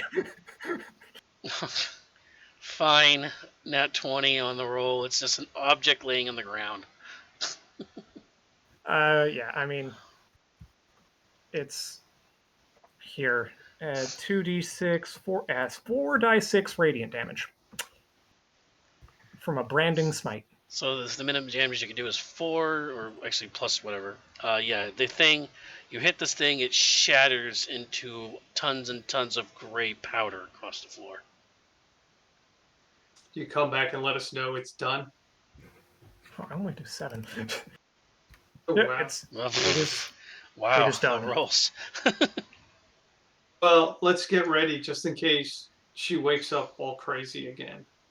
So I am going to feed her her healing potion, not mine, hers. So Oh. Okay. That's and you fair. can roll it. You can roll it. Yeah, go ahead and roll, Leo. Roll how much health you get back. The minimum 4. All right. So you're back. You're awake. You take a sharp breath, a gasp of air that you're awake again. You're looking up at the broken ceiling above your head. It's a big gap. You can actually see all the way up to the sky.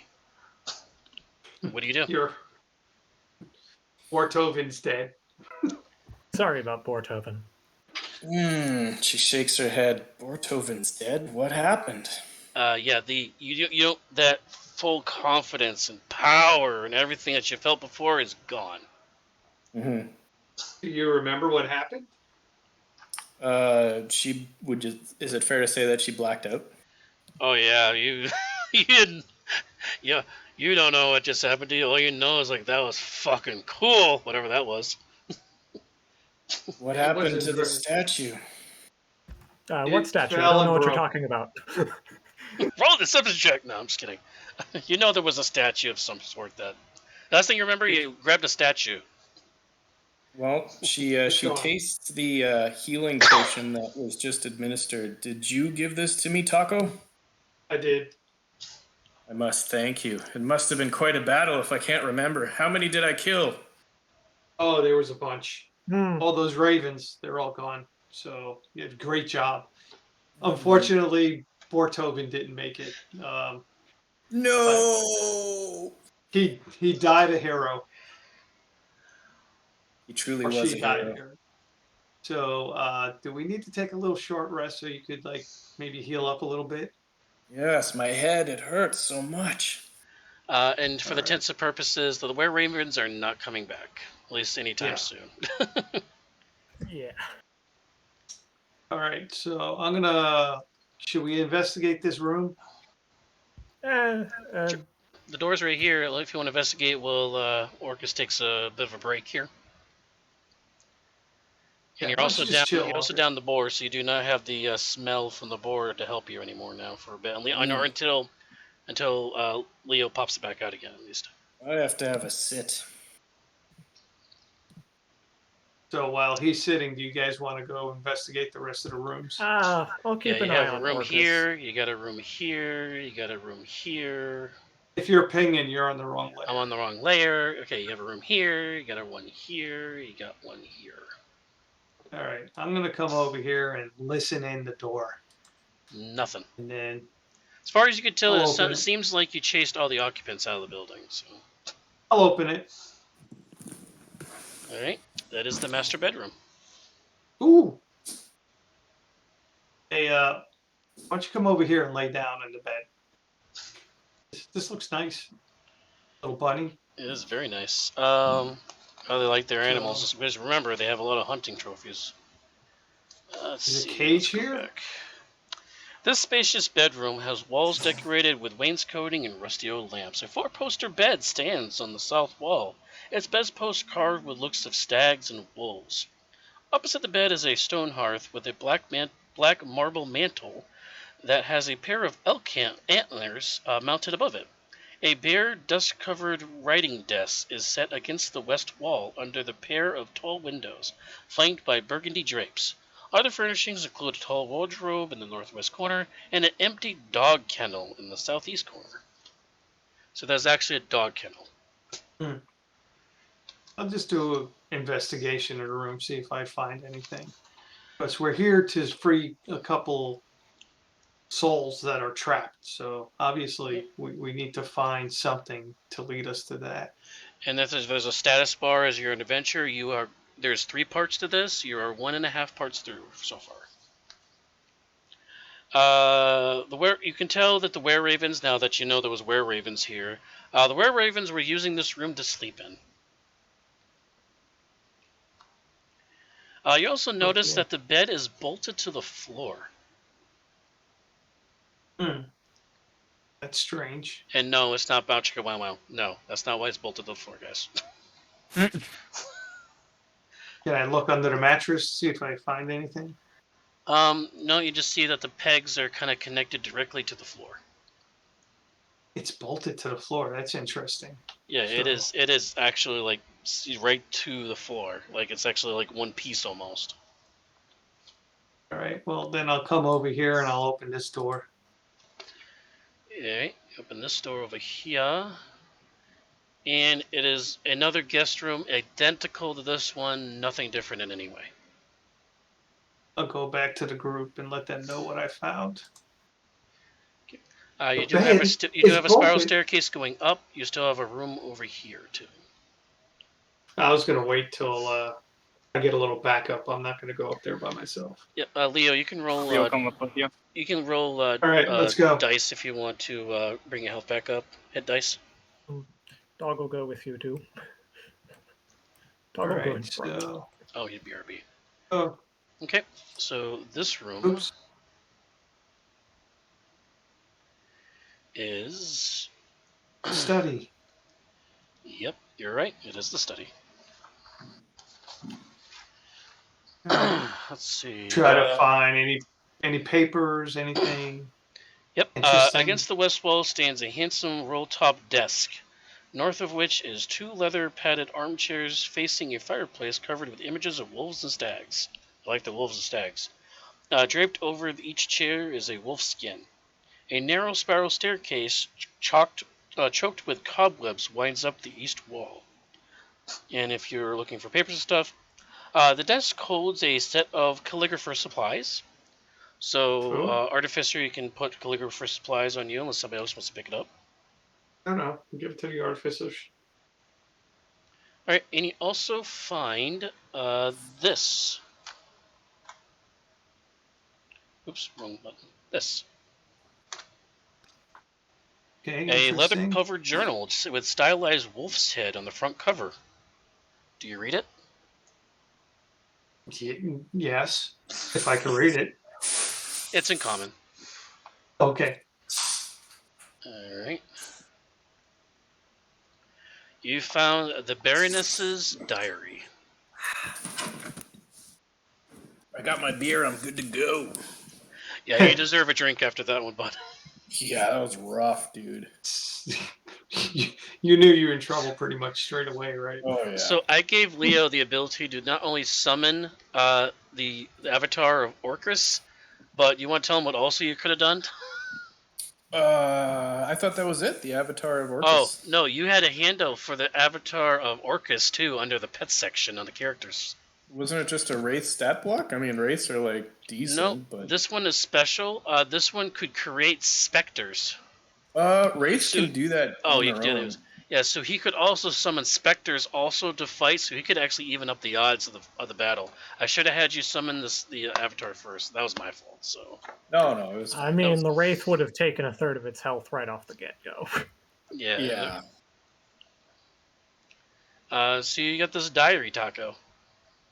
Yeah, I'm reading it. Wow, there's a lot here. Isolated, fell to chalets. So I'll just read it real quick for you guys. Baron Brantifax was an avid hunter. Invited guests to the chalet a lot. The Baron loved his trusty mastiff Braun, which and when you read this out loud, Orcus and Gavin recognized that name. That name was mentioned by that voice that was at the bottom of the well, and you find out that that name is actually the dog. He loved his dog as much as he loved his wife and children, and she didn't like how she fed the dog on the table. She felt isolated being at the chalet, preferred the city life. Sylphine, the couple's firstborn, you recognize that name Sylphine because that's the name that the Were-Raven's leader mentioned, was the firstborn daughter, and she was bedridden, and she had horrible deformities, physical deformities. She stayed at the chalet the entire time, even when the Baroness and Baron left that chalet. She stayed there, and she was protected by the nurse. She was taken care of by the nurse. But she does also mention that Sylphine's death was at the age of 6, and it was merciful. Haluthi, the younger daughter of the Baron and Baroness, was a tomboy, more like her father. Haluthi was slain on her 9th birthday by a wolf on her hunting trip with her father. She doesn't blame her husband for the death, but she doesn't really forgive his guilt either. After the hound died, the Baron got restless, would have bouts of sleeplessness and sleepwalking, and unfortunately, one of those bouts of sleepwalking, he fell into the well and drowned before the attendants could get to him. And after a while, the Baroness speaks of evil whispers coming from the graveyard, and she had to leave the chalet because of it. So a lot of information for you guys I just found. Now, also, you put two together that Haluthi might have been that girl who dropped the book off in the first place.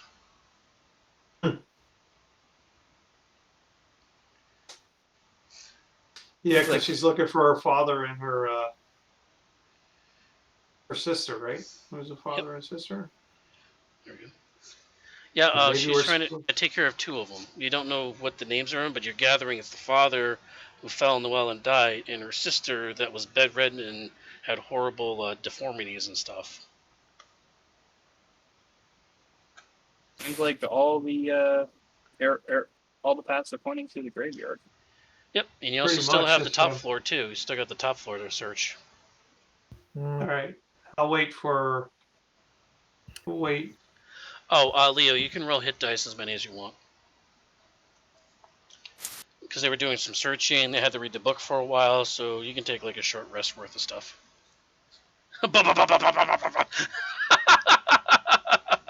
Roll all the hit dice, huh?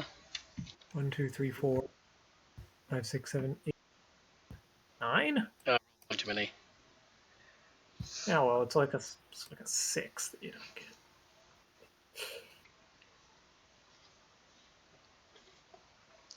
All right, so you want to go upstairs? You want to go back to the cemetery? What would you like to do? I say we go upstairs and just check it out, and then to the cemetery, I would think. Yep, sounds good to me. So finishing off the house. Alrighty. So which way do you want to go up? You want to go this one, or you want to go up this one? I'm on the wrong layer again. This one? I guess I'm... Or this one? We're right here. We might as well go up this one. Okie dokie. Up to the first floor we go. So it's Taco. So Taco's dog. In front. Taco, Robopop. I think Tavi was closest, and then Gavin, and then Death Maiden. Taco, Robopop, and Gavin. Tavi. Leo, are you with them too, or?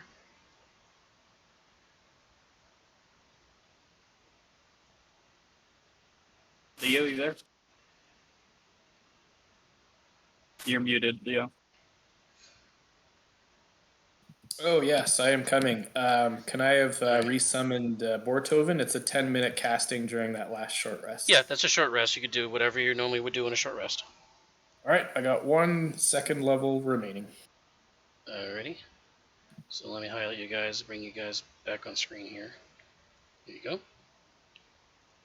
You're with them. I just had to put you out there because that's the only place I could put you right now. So you enter this room,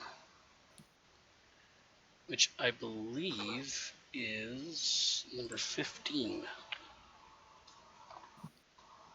Oops, that's the wrong. Sorry, guys. Hold on a second.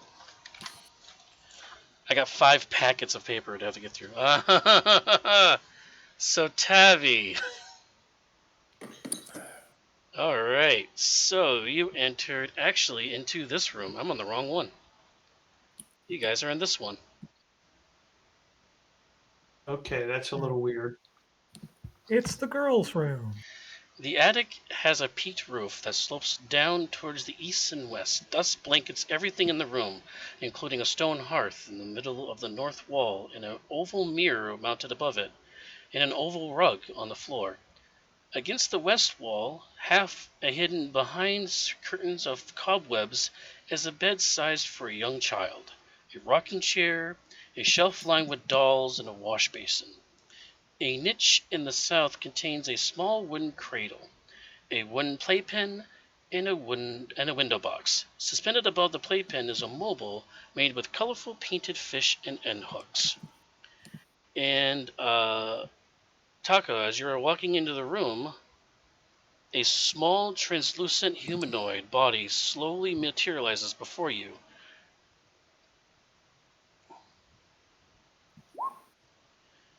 It appears to Red be room. It appears to be a small little girl, but her body is bent off center, her arms crooked, and her legs bent hunched over. The child speaks in a hulled, whispered voice. Hey, those aren't your toys, but do you want to play with me? What's your name? Oh, my name is Selphine. What's yours? Delphine. That's a nice name. My name's Taco. I think I'm here to move you along. Move me along. I don't know. What do you mean? Well, where's your mom and your dad? I don't know. Mommy found this new medicine that helps make the pain go away.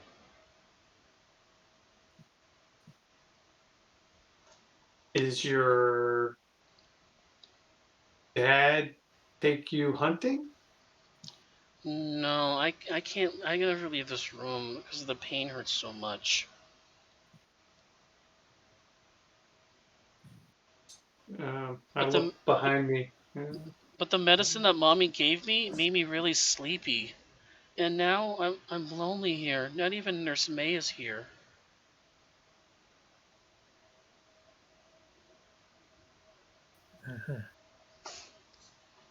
Needs some help, guys. I don't know what to do. She starts staring off in a direction past you, kind of behind you, and she starts saying, "No, please, leave me alone. Not now. I have friends here. Please help me." She looks back to you and goes, "Please help me. Make that Who are you man leave me talking to? alone." What man? I don't know. He pulls me. He holds me here. I don't like it. You could come with us. We'll protect you. I can't leave this room. Why? I don't know. I don't know what's going on. All I know is that I'm very lonely here. But and she starts If pointing. She starts pointing behind you at the wall behind you. And judging from you have a decent perception. So you judging yeah, from the direction you are behind you, that's the direction of the cemetery. But she doesn't know that because remember, she's only 6 years old. yeah, I got an 18 for passive perception. Yeah, So you gather she's pointing towards the gravesite behind you. I'm talk to the other guys and say, I think maybe we need to go to the gravesite and dig it up because there's something keeping her here. We need to. And with that, she lets out a gasp and she disappears again.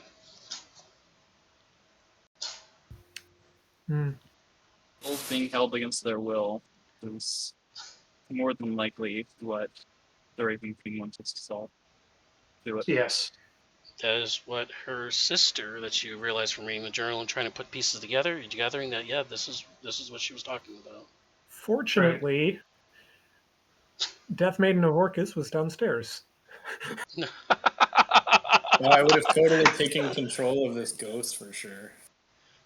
I don't think you'd been able to do much. This ghost is under the control of somebody else right now. So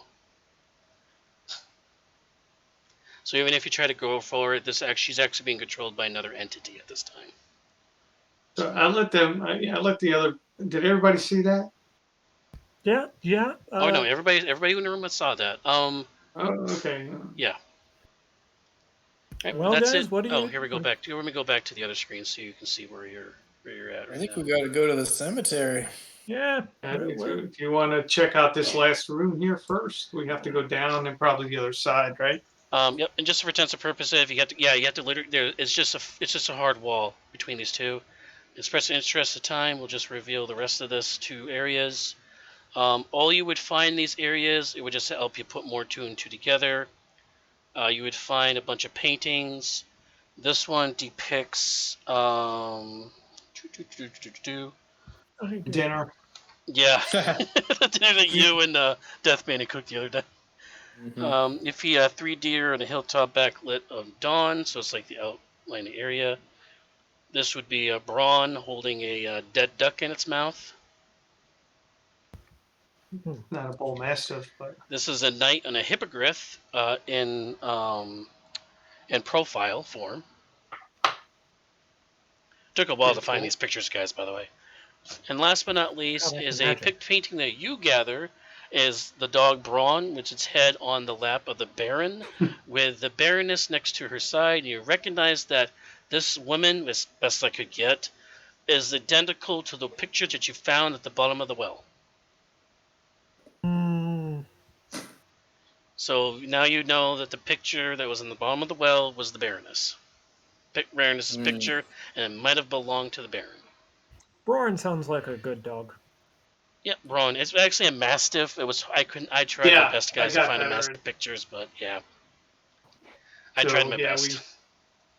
Massive. You got a Greyhound and a Retriever.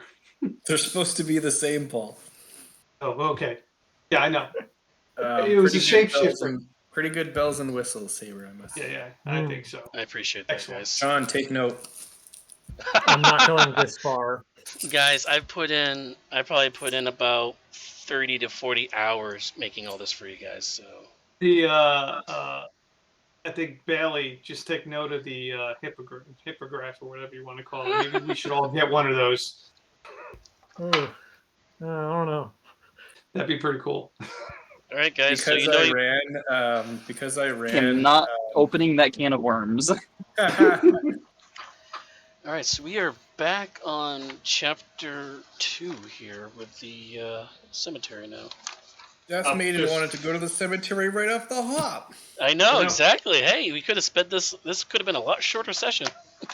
Hey, I grabbed the shovel on the way out, by the way. Right there was a shovel. Yep, the shovel and the rake are perfectly fine for you to guys go. Anything else you guys want to look for or grab? Oh, we grabbed the gold from that broken harp for sure. It's really, really heavy. You're going to have to pile it somewhere, and you have to pick it up and take it with you afterwards. Yeah, for sure. Or when you summon a steed, you could pack it up on your steed and go that way, too. Yeah, Bortoven and the giant metal dog will carry it out later. Oh, here. I got your Bortoven right there. Sorry. You got a better one? Oh, yeah. I'll take that one. I got your original one. Yep. The aid is off of him, but it's still on me. And then I topped off my HP with some divine healing. It's fine. All right. So again, the gate, like I mentioned before, it's very rusted and everything. You can easily open it. Robopup just leans on the gate till it collapses. Okay. Just you open the gate. It goes, and it opens slowly. Very creaking and groaning with the time of age. And as you're walking up, you do see, and I'll just flash this up for you guys real quick, because I'm on the wrong thing. That sucks. All right, here we go. And this is the cemetery. You see. Nice and dark. So Taco's gonna take a position somewhere, like hiding in the corner.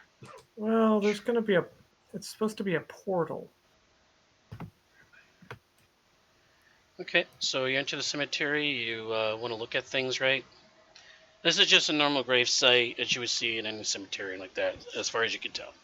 And Mostly, there are headstones above each and every single of these grave places. yeah, mostly just want to read the names. Yeah, we need to go to Siley, right? Cellophane, whatever her name is. So here you go. Cellophane. So you see in this listed in order from north to south, you have Baron Brantifax, husband, father, hunter. Let no man stand above another. You have Bronin, the hound of Brantifax, faithful to the end. Haluthi is the third one down, our pride and joy, lost too soon. And Sylphine, beloved daughter, may she find peace at last. Man was buried next to his dog. Yep, and of course there is no spot for the Baroness, as you could tell, as she left. Well, So you put two and two together, you know what you gotta do, what you would like to do with these 4 grave sites now. this last one's Sylphine's, and dogs are pretty good at digging things up. Is Bortoven around? Bortoven's around, right? Yeah, he's sniffing. Yeah, Sniff, but- sniff. He smells something here. Oh, I believe, right? 1 second, let me double check that. Sorry. just That real would quick. be Halithis. Actually, he smells something down there. Not sure what it is, though. okay. Doesn't smell like the other 3, that's for sure. Okay, I'll tell the group that Bortoven has detected something of interest in this grave site.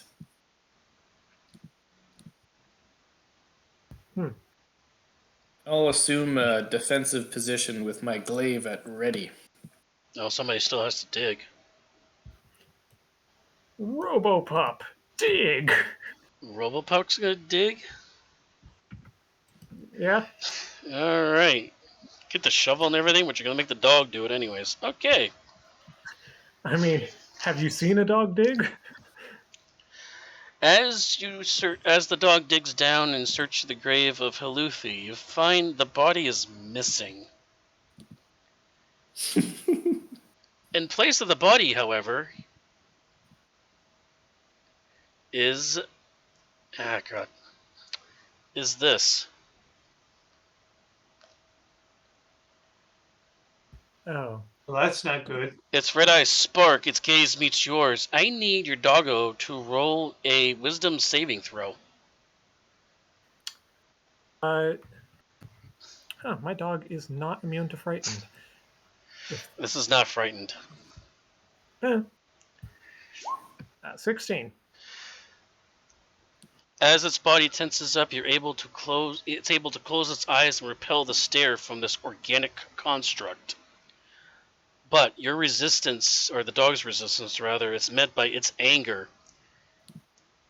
2 claws pop up on either side of Bortoven. Their long, dirt-caked fingernails attempt to bite at the sides of your dog. Everybody roll initiative. Let's do this. Put your thing up first. Yep. Yeah, And let me clear it out. figure it out. Hold on. Remove turn. Clear list. Oh, no, Yep. no, we're There good. we go. Oh. Yeah, that's okay. I'll put them in there. Oh, So what was that? Sean, right? You rolled a 21 the first time. Yep. Here, Taco, you're just supposed to be hit your initiative dexterous. again. And I'll change the number. I rolled a 1. I got the same that I I got the same number again. I rolled a freaking 1. I This rolled time. the Oh my exact same God. thing again. What do you guys think? Should my blade singer be more dexterous or more intelligent? Probably intelligent, because I think after intelligent. a while you're gonna be like, I'd rather just sit back here and throw out fireballs. I or mean, wall No. of force or ACs. Yeah. Just to note, guys, if whoever that was failed on that roll, not only would you have been paralyzed, but you would have auto-failed your initiative for Nat 1. Well, I mean, that would have been my dog, who doesn't have initiative. Right, but I would say, because of that, I would have said if your dog failed, you would not have your dog for that round. I mean, it'd be paralyzed, so yeah. Yeah, so yeah. All right, so top of the order is Gavin. What's their initiative? Oh, We'll this find is out. horrible. So do I see this happening? Oh yeah, Okay. you're paying attention to what your doggo's doing at all times. Absolutely. Well then, I throw my spear at the thing twice. Alrighty.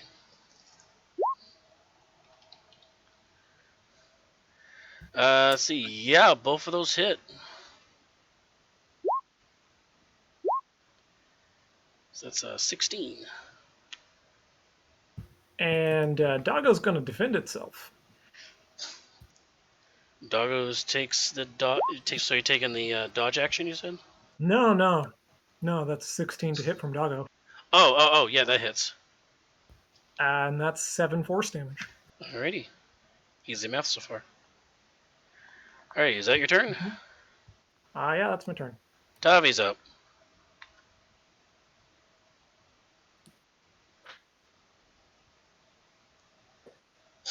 Tavi, you're up.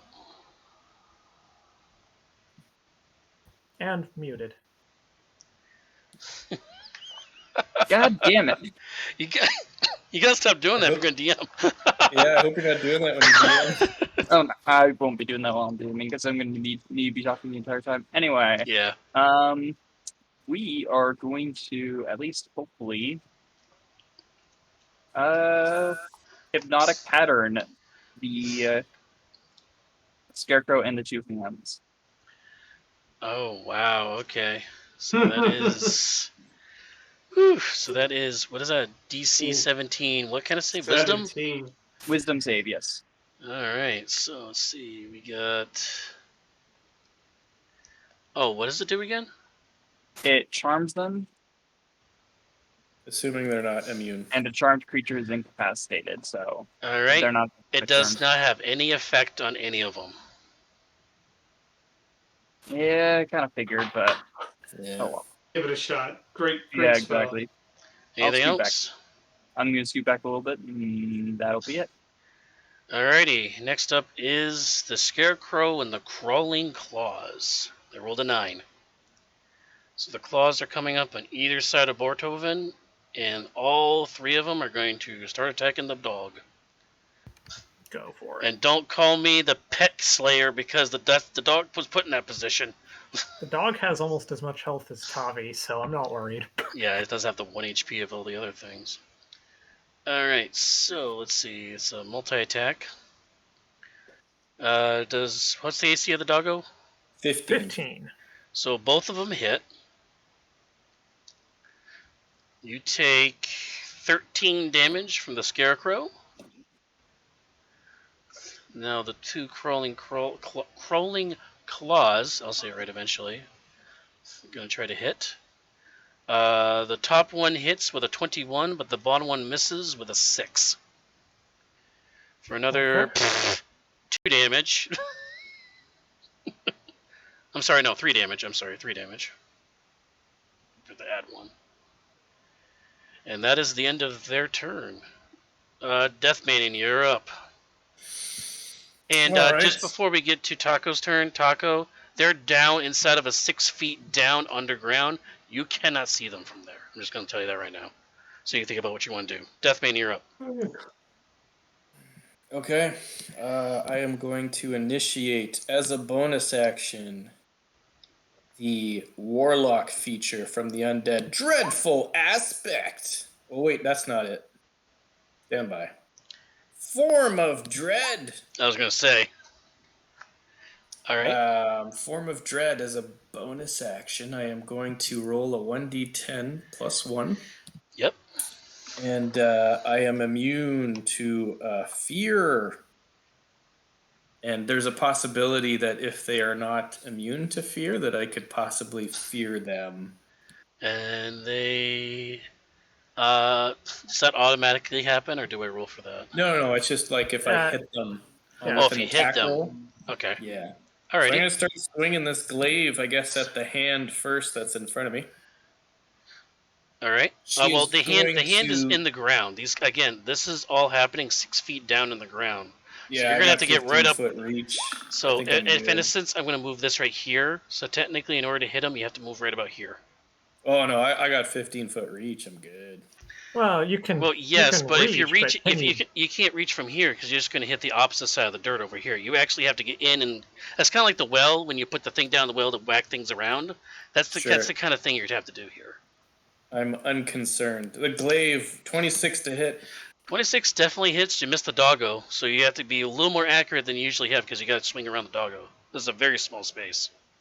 That is 13 points of magical glaive damage. Already, it is hurting. Come on, second attack. 26. 26 again. Aura of hate. 11. Yep, that hand is gone. You slice it right between the fingers and it disappears.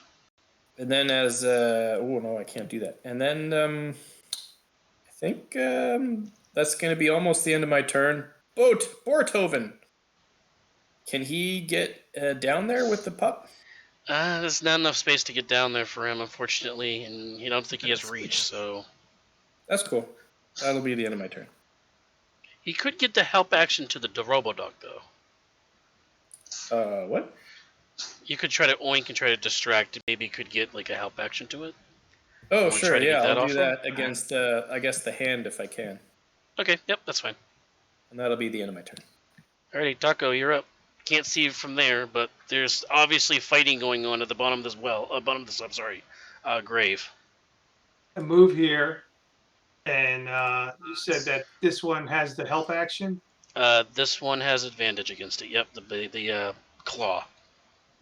I will shoot with my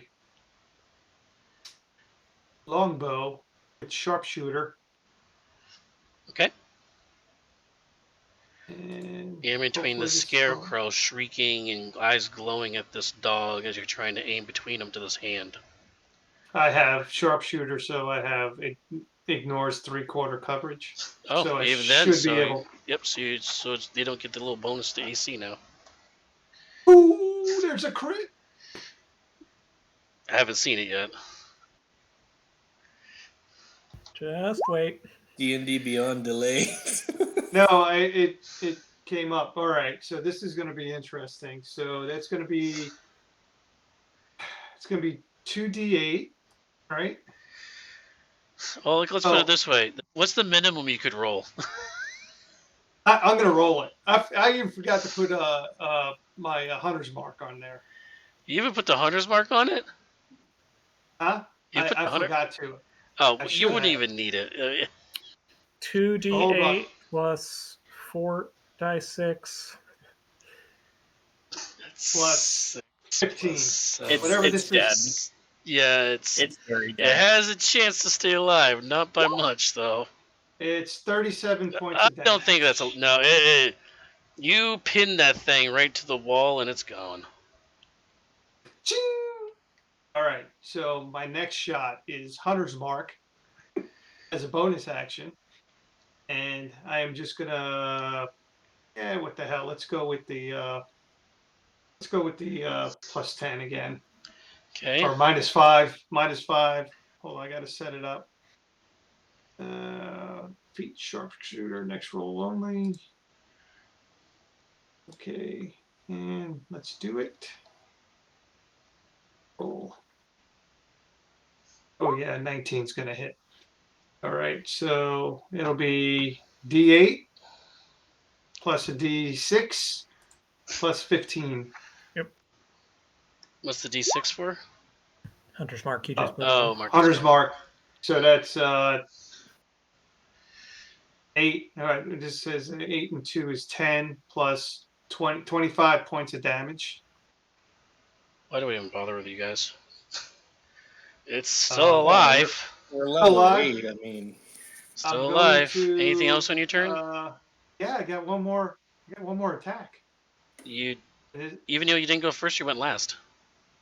doesn't matter. This is the way it reads. First round. Yeah, it's the First round. If Yeah, they isn't have there like like an if the target hasn't been hit or something like that though? No, that's for That's the the assassin. assassin. Oh, okay. God damn, guys. All right, round 3, fight. I'm not going to put sharpshooter on this. This is just going to be a straight roll. We'll put it this way: I don't think it's going to survive to its next turn. Probably not. 14. That should have been. Yeah, that should have been 23. Why didn't it do that? So I rolled a 13. I rolled a 13 plus 10 is 23. Yeah, that's a hit. All right, so this is just going to be 2d8 plus 5. All right.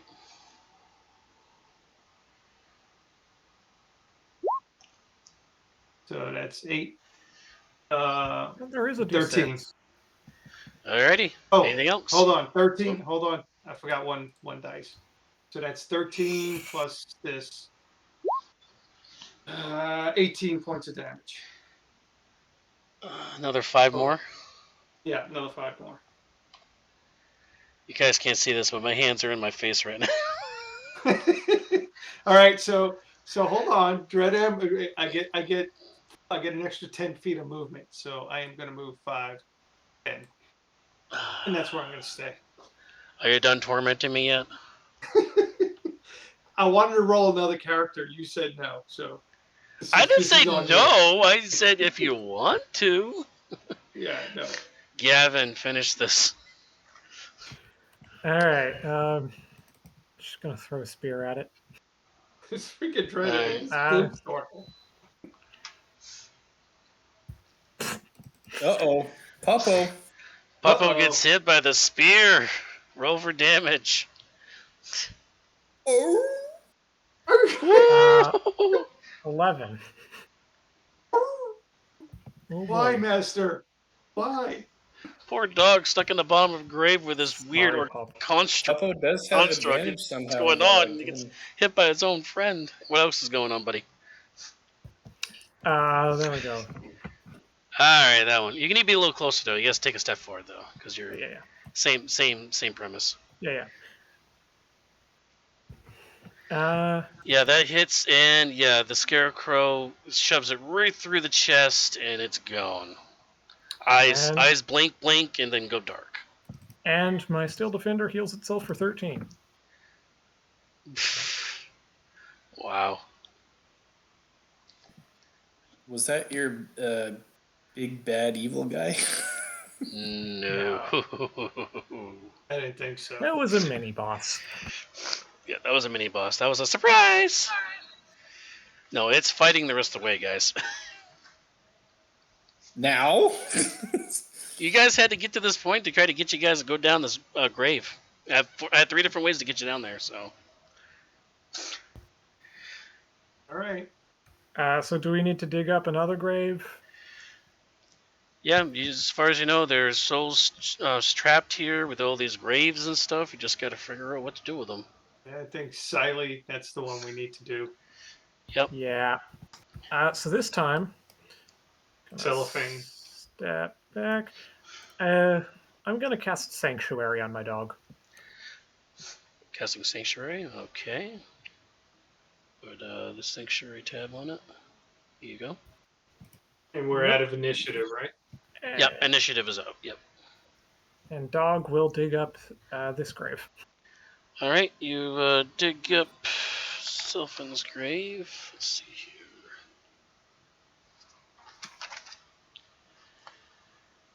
Yeah, no, you dig it up and you see the body of Sylphine there at the bottom. You can see how the body's kind of. Let's see. Gotta get the right paper here. You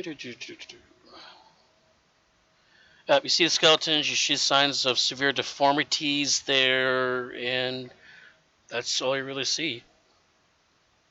But you remember the woman did say that this is a portal of some sort.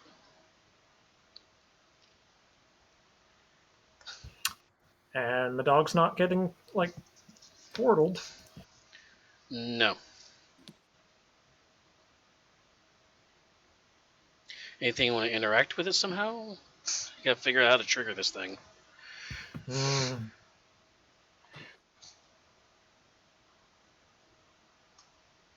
wasn't the figurine. No. That would be bad. Okay. That And would I be- look. I would have stopped doing this if that was the case. If I look down there, do I see anything? Do I perceive You see anything? a body. You see a body laying there in the grave, all deformed and everything. Is she holding anything? Is there like I mean, he's holding what might have been remnants of a teddy bear. ooh. Tell the dog to grab the teddy bear. Robopup will try. It breaks the arms off the skeleton. Nothing happens. And the headstone, there's nothing on the headstone that might look out of place. So you're doing a quick investigation on there. You see a quick note that's on the back of the grave headstone, and it says something to the tune of like, "Those who lay will pass to the other side." Ah, have the dog lay down. Dog lays down. All right. So you see your companion laying there and kind of staring up at you, kind of saying like, "Yeah, okay, this is fun." But as the eyes are kind of looking at you, Gavin, its stare kind of goes a little vacant. Their eyes are still open. The body just goes stiff. It locks up like it was being deactivated or something. And soon after, you see the body slowly sink down into the grave and slowly fades down into the ground and vanishes without disturbing the soft ground that you guys just dug up. It vanishes. Pushes everyone aside. My turn, my turn. Go. You want to lay down in it? Yep. So the party sees what I just said before. Death Maiden. Your body, though laying down in the depths of this grave, grows heavier and heavier as if this intense gravity pulls you down against your body in this freshly churned soil. Consciousness leaves you. The pulling feeling fades till the forces of your body are no more. You awaken. Where am I? Okay, here we are. Make sure the map's set up first. Make sure we don't have any spoilers. Where are you? So here. Doggo went through, so I'll have the doggo over here too. Because depending on who went through, I didn't know who to put there. So you appear here.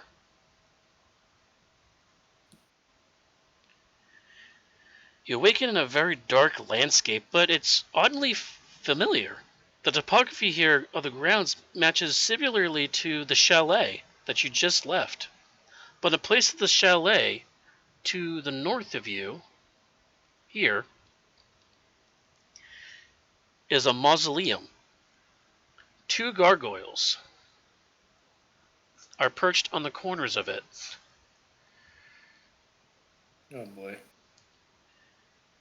And the doorway to the mausoleum here is cracked open.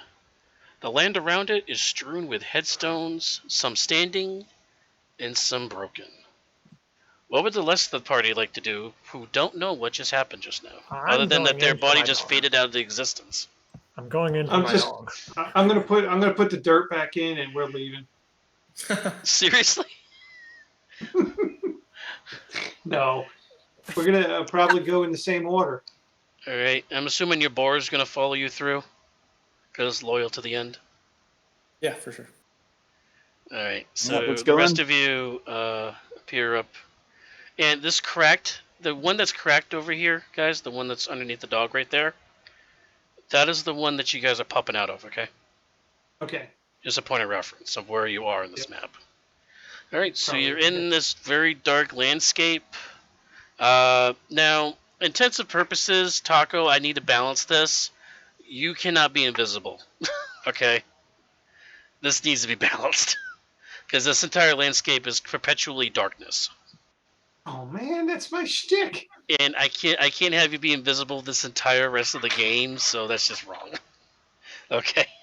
Because all these entities and everything that lives here is used to being in this darkness. They can see everything fine. So you see, what's happening is it's not dark vision, or they have like see invisibility on. Tavi, can you make a history or arcana or religion, whichever you like to do, whichever is the best for you? I'm pretty sure they're all equally terrible. So, Also, Taco, you can do one too, because you're kind of linked to this. yeah, we got a -1 in all three of them. So, Okay, Taco, you want to give it a try? Yeah, let's go Arcana, I guess. It would be the artificer that has the highest, probably. Yeah. Oh, definitely. That wasn't that bad. 14. You're gathering from the description that the woman was giving, because you were talking to her and all. This is the Shadowfell. You're on another plane of existence now. It's very grassy. Yeah, well.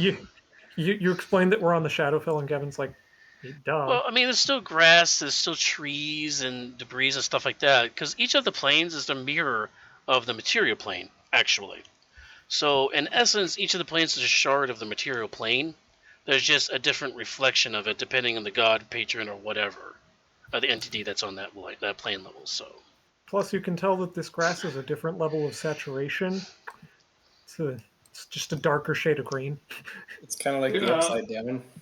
And Yeah. I just want to point out, I'm not the one who did 42 points of damage in one strike. That was because I have a very rare magic item. Yeah, I didn't get that treatment when the ranger was teeing off on me. now you know how I feel. Feel my pain. All right. Yeah. So, what would you guys like to do around here? Well, I think we have to go into Mausoleum and kill something. That would be my guess. To free these souls. All right, stop right there, doggo. Okay. I have to, for some reason, I don't know why that's not popping up for me. With here we go. sanctuaries, would you say a minute has passed? Oh yeah, by the time sure. by the time each person was laying in the grave, by the time everybody's coming over, yeah, Okay. it's gone. It took a while for each person. You actually got to go one at a time. So right there, the doggo, you look up, and a shadow leaves the center. Am I on the right layer? No, I'm not. Leaves the center out the door, and he pops up on top of the building. And you see this. Ooh. Well. Taco, is that your brother? Folks don't belong here. Your breath still moves in your chest. But I can take care of that. Roll for initiative.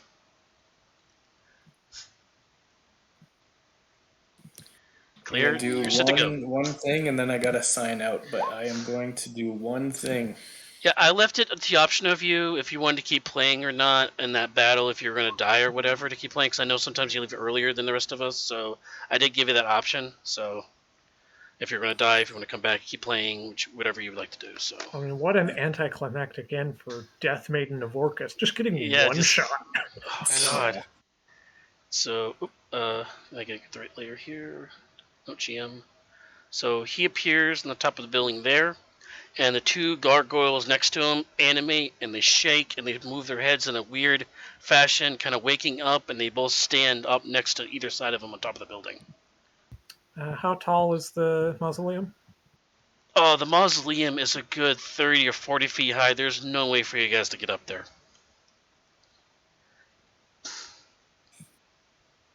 Okay.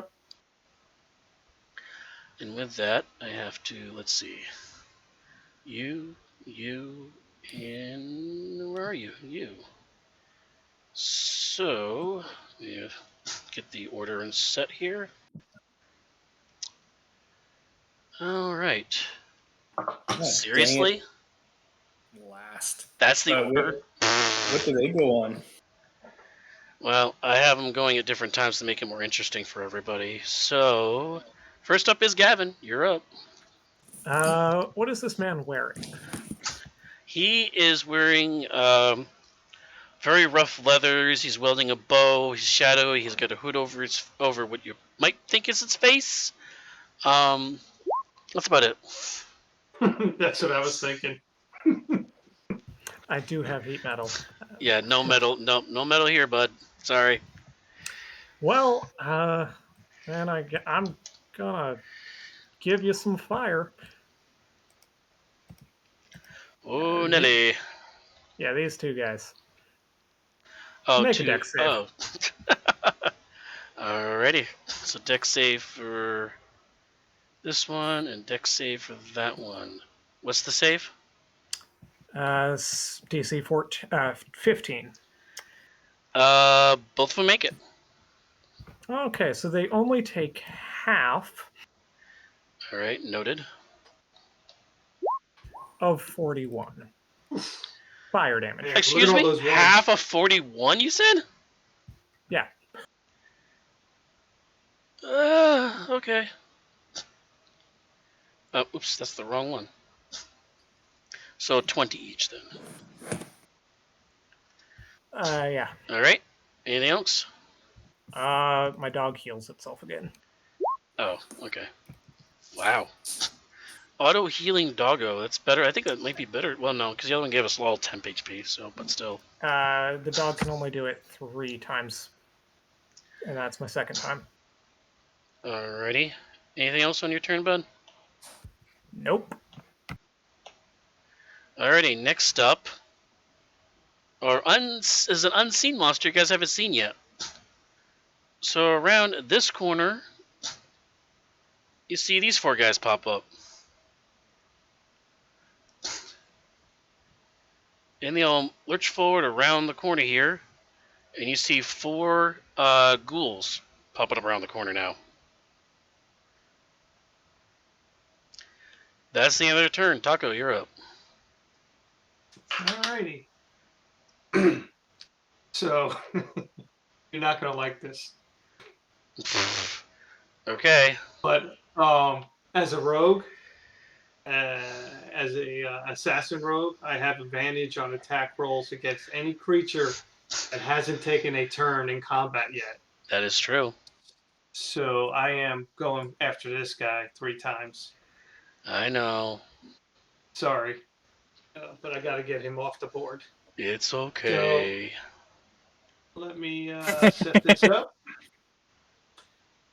I apologize, but I could miss. I will be honest and say I tripled his hit points, and I still think you're going to kill him. We'll see what happens. And definitely going to. Because again, cast... this was a level 3 adventure originally, so I had to buff it up the hell and back. So I'm cast. Yeah. Oh, it hasn't been an hour yet since our last encounter, has it? Nope. Oh wait, Well, then yes, bonus. because you took yes, you took a long rest. No, we didn't. Oh, from the Okay. from the scarecrow? No, okay, no, it has been. Okay. So I forgot about bonus the scarecrow. action, moving my whatchamacallit to him. Hex, That if hex. you're in range. I believe you are. Yeah, it's 90 feet. Yeah, I got plenty, I think. And I am gonna roll. Next, you see him kneeling on the roof of this tower like Platoon. Oh yeah, that's a hit. 24 is a hit. Oh, that's right, you managed. God damn it. Yep. Yeah. 24 is a hit, so that's going it to is. be 1d8 plus 1, 2, 3 d6, right? Yep. Plus, Yeah. I think so, right? Plus 5.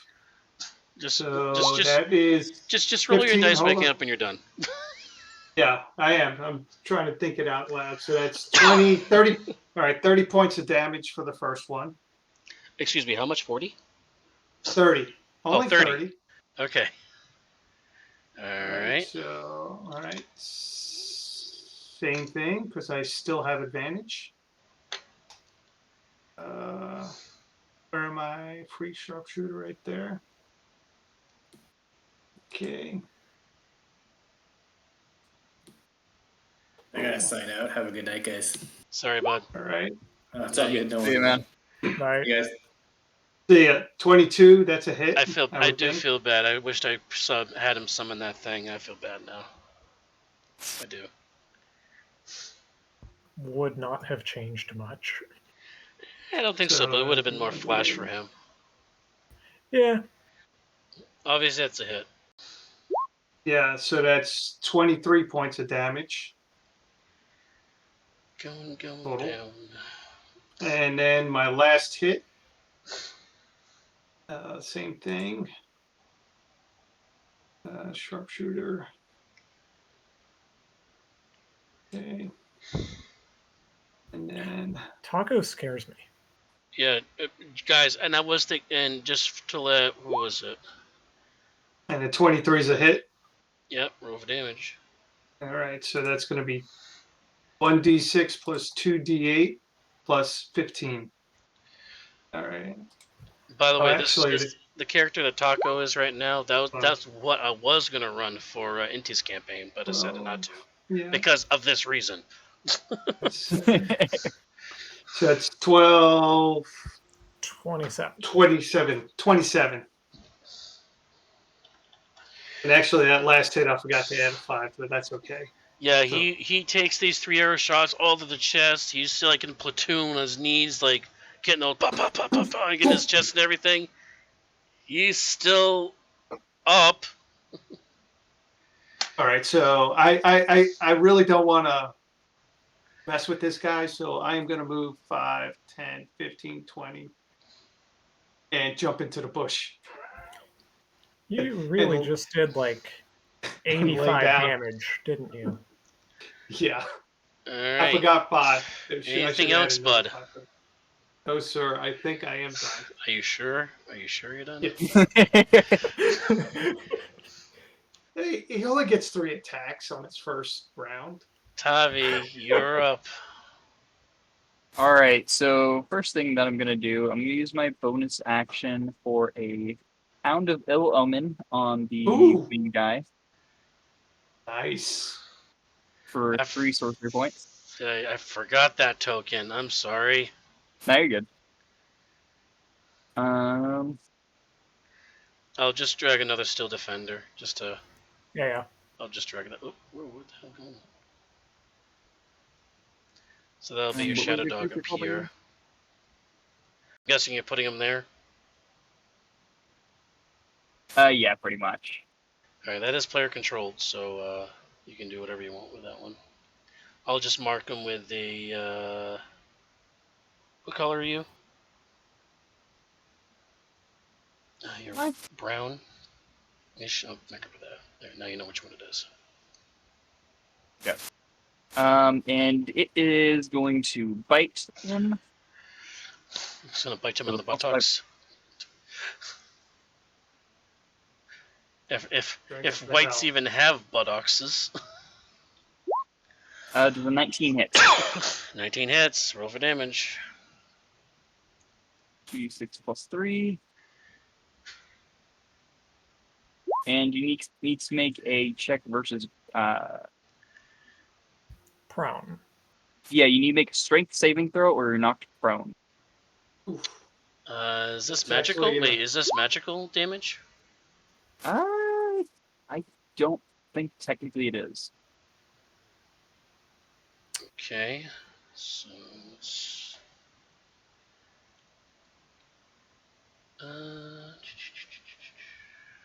Just making sure. It does not seem like it now. Okay. And he needs to make a strength saving throw, you said? Correct. Yeah. Will be knocked prone. Motherfucker. He fails. He is prone. Okay, and what I'm going to do is I'm going to hit him with a Tasha's Mind Whip. Ooh. And that's a save for Double. half, right? Yeah, save for half range, 90 feet, so you'll be easily within range. So he, you see him drop his bow, grab his head in agony, and he dies. Oh, Aw. man. I was hoping to Nice. make him choose if he Well, wants to don't stand roll up or such buff people, guys! You said level 8. I didn't do anything out of craziness. So once he perishes in falls. The all the ghouls that were running around the corner also perish and fall into the ground. Gargoyles are still up though. Really hoping to make you make the decision on if you wanted to stand up or shoot or do something else. No, that's the end of his turn, Oh, and well. Death Maiden would be up with the two gargoyles on the roof. How many hit points did he have? 110, Oh my god. and that's after tripling his health. Wait, you should have considered that. That's it. I'm bringing out a black fucking dragon now. Here we go. God You said it's damn. Death Maiden's turn? It's what would be Leo's turn. Yeah. Yeah. I can take over. Just gonna do a couple of attacks. Can you reach? I mean, Can you reach him? 15 feet, but it's a 30-foot high thing. Oh, 30 foot high. I thought it was. I didn't realize it was that high. I thought, this 15-foot reach would probably be good enough. Nope. What he could do is hold his action when the enemy gets Well, he doesn't within need to. range. He's Polearm Master. Yeah, we're gonna Yeah, just no, but he can't. Oh, chuck a couple of javelins up at it. I don't know Go the ahead. effective range of a javelin though. 30, 120. So yeah, that should be Yeah, fine. that's fine. Whew, 17.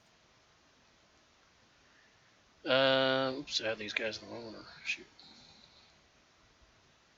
There we go. So what was it? 17? Yep. 17's a hit. For 9, and then second attack. 13 is gonna Sorry, miss. which one you hitting? The one on the left. One on the left, who has not been damaged yet, and 13 is a miss. Figured. The Dire also appears. All right, anything else? Nope. Wait, I get a turn? Thank you, guys. I mean, you should have just given it 500 health. Oh my god, Then I it'll take should us 2 have. turns to get through. Dude, originally he's just supposed to be a slightly buffed up white. That's all he's supposed to be. And by the way, if you didn't kill him off in time, guys, this area was covered in ghouls, this area was covered in ghouls, and this area was covered in ghouls. And at the end of each turn, they were supposed to rush you and try to kill you. I'm glad I went after the big bad boss first. Taco does so much damage. So the two gargoyles are going to swoop down. One's going to go after Death Maiden here. Let's see here. 2 swipes. Both of those are going to miss. I ain't going to bother looking at the AC for that.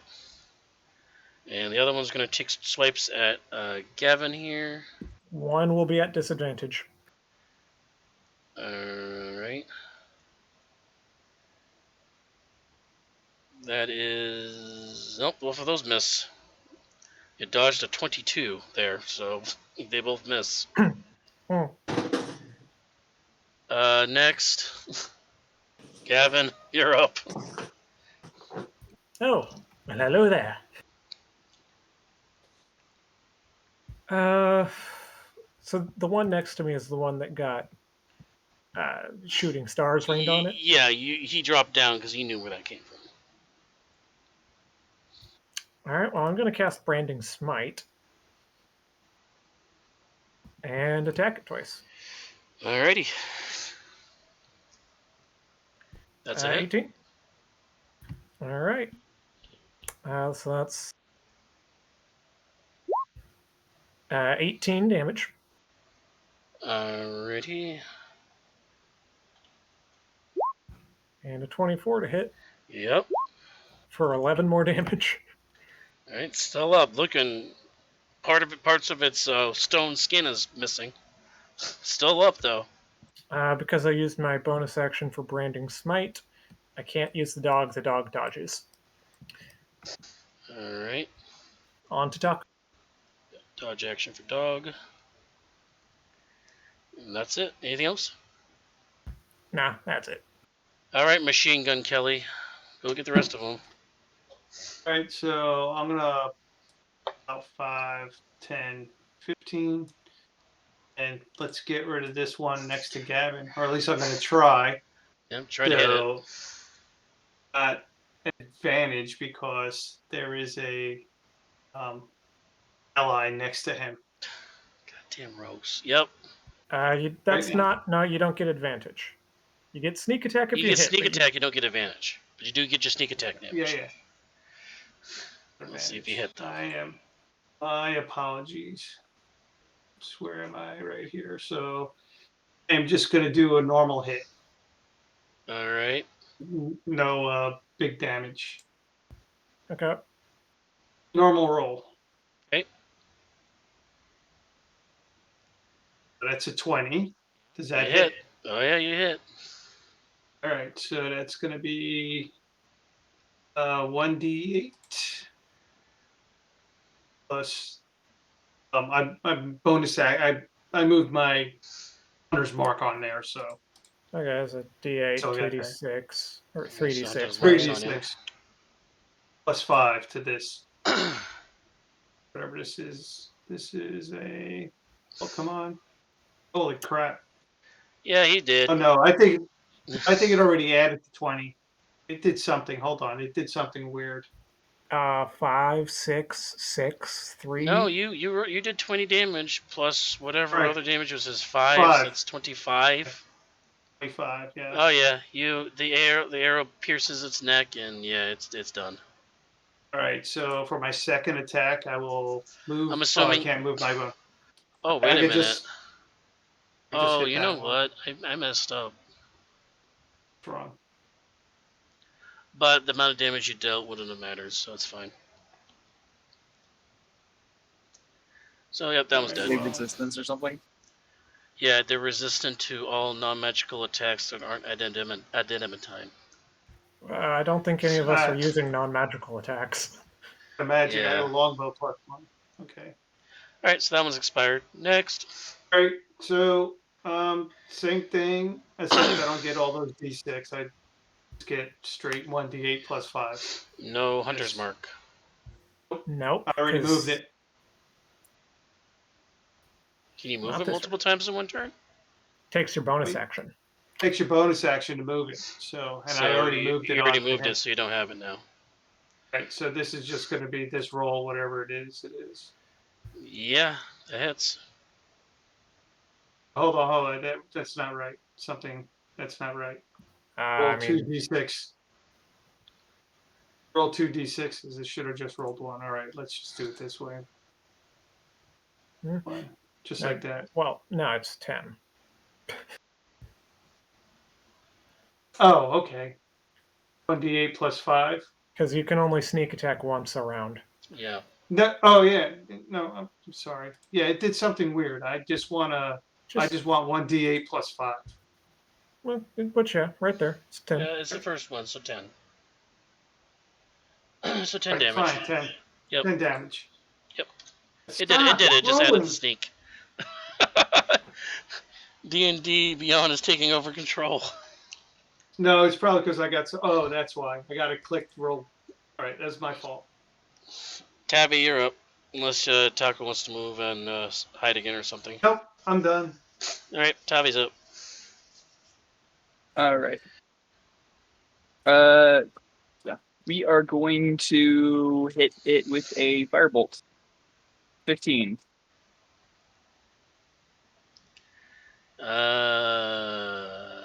15 is a miss. All right, that's, and then we'll summon another one of the dire wolves for another 3. Huh? Another one of the Hounds of Ill Omen, sorry, Oh, Jesus Christ. for a 22 to hit. Yeah, that's a hit. For 9 damage, it needs to make a strength save or get knocked prone. Well, 9, but non-magical, so. Right. Alright, so 9 is that. And I mean to make a strength check, you said? Yep, strength check, DC 13. It makes it. All right. And then time for Death Maiden, right? Yep. All right, we are going to try to smack it a few times. Miss probably. That's a Damn. miss. That's a I'm hit. assuming that's. Yep. And we are going to smite it with a level 2 spell slot. And why not? Yep. That's magical, so obviously that goes through that. For addition 19. Yep. You got him. He's gone too. Oh, Right. Bortoven could have gotten the kill. I know. Yeah. Nope, not allowed. Right. You guys are out of combat. All right. I do So the have to body go, did but that was collapse fun. on top of the building, so it's on top of the building. But again, it's like 35, 40 feet up in the air, though.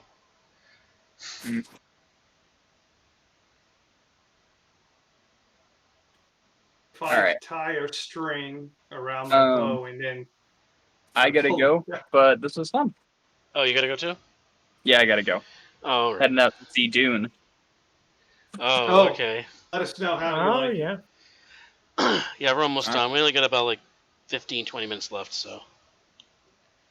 Yeah, and I assume most of it is wrapping up anyway. Yep. Alright. See you guys. See, All right, so I guess each of you are taking another character for now. We'll wrap this up. I guess. yeah. I mean, Okay, so the only thing you got left going on right now in this area is that the body is on top of the building, 30 feet up, and the door is open to the mausoleum. can we try to get the body down? Because I'd like to check it for. You like to look at it. can Oh. try that. I'm looking in through this mausoleum. Are you want to try to get on the roof there, Taco, or try to get something up there? Yeah, I'm going to see if I could get on the roof. Is there somewhere I could climb? Yeah, you could try to make a strength check, athletics check, see if you can climb up. I'll try athletics.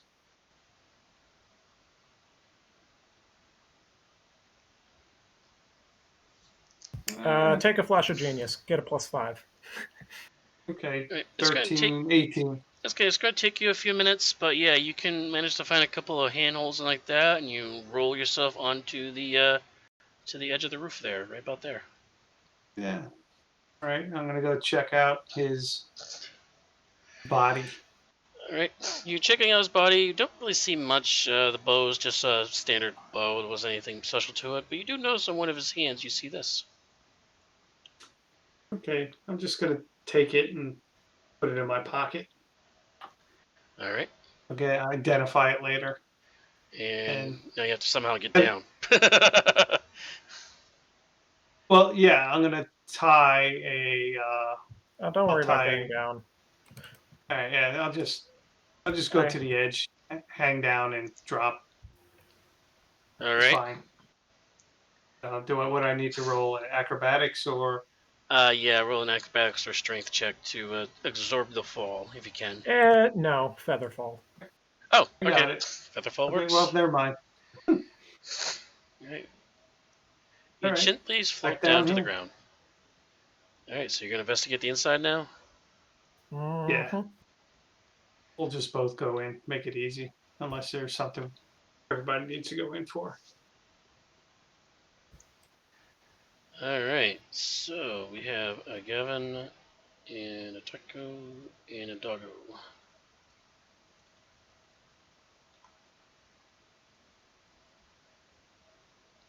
Ooh. Smaller than I expected this room to be. Yeah, this is a very tight space area. So, beyond the mausoleum's unlocked gate lies a central chamber strewn with skulls and bones of 3 war horses. They were entombed here with their riders. 2 of the mausoleum's 3 sarcophagi, which are these one and the ones on either side of you, are closed and contain appears to contain inanimate human bones. The 3rd one, however, the lid is lying broken on the floor behind it. The sarcophagus that once held the corpse, you read the name under it, Drovath Harn, now appears to be empty. And you gather that the person on top of the building was probably this person. It wasn't very nice. You want to put him back in his sarcophagus? I mean, if you want to try to drag the body off the roof and put it back in, you can. Hmm. Not up gonna to you. bother. Let him rot up there. Yeah. Well, yeah. Anything you would do searching here for? Yeah, I'm gonna look around. Just give a thorough search. Give me an investigation check then. I'm actually proficient. You proficient? I am.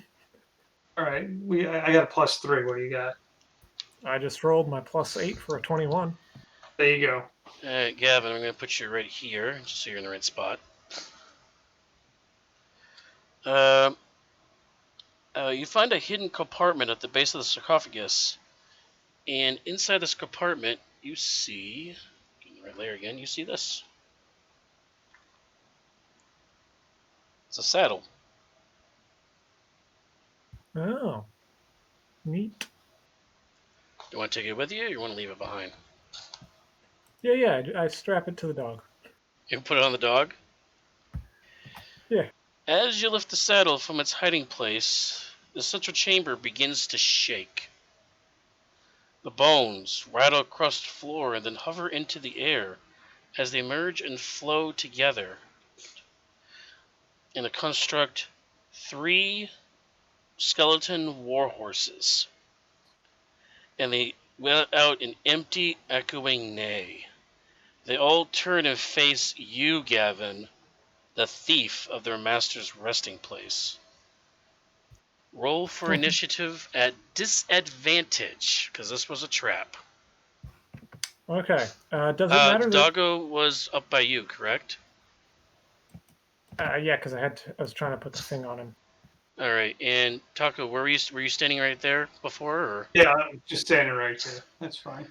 Well, lucky for you, neither was one of the other guys in the room with you, or no? We just did it for ease, but if we need the other guys, we'll bring them in. All right, go ahead and I don't place them think where we you will. think they would be. I mean, if we're being honest, I don't think we need them for 3 war horses. Yeah, we'll just put them here just In for. fact, I'd prefer.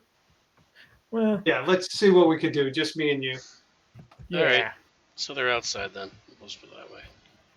Well, luckily, Taco, you weren't standing on their bodies, because if you did, you would have been knocked prone to start the battle. So.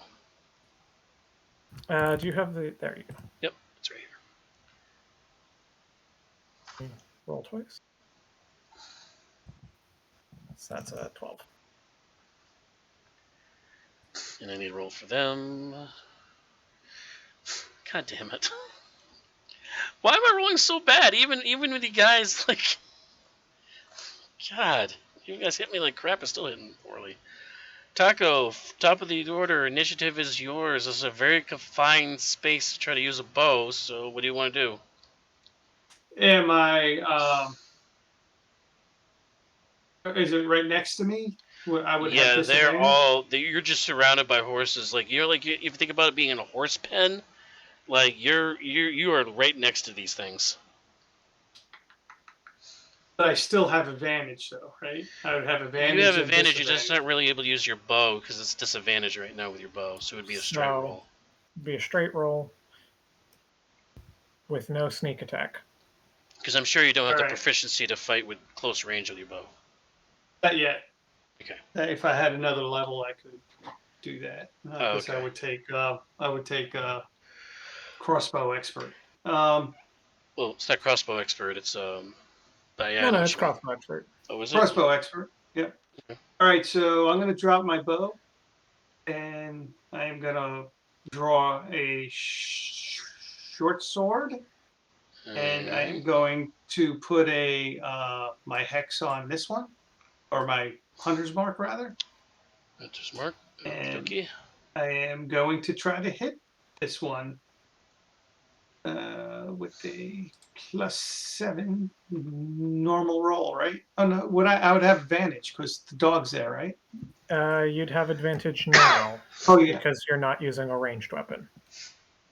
Well, that and plus it hasn't gone yet, so the Right, assassin right. ability lets me. Yeah, the so I'm assassin gonna ability roll. hasn't gone yet. Would be the point. Yes, the dog is not technically next to it because it's up on the pedestal with Gavin right now. All right.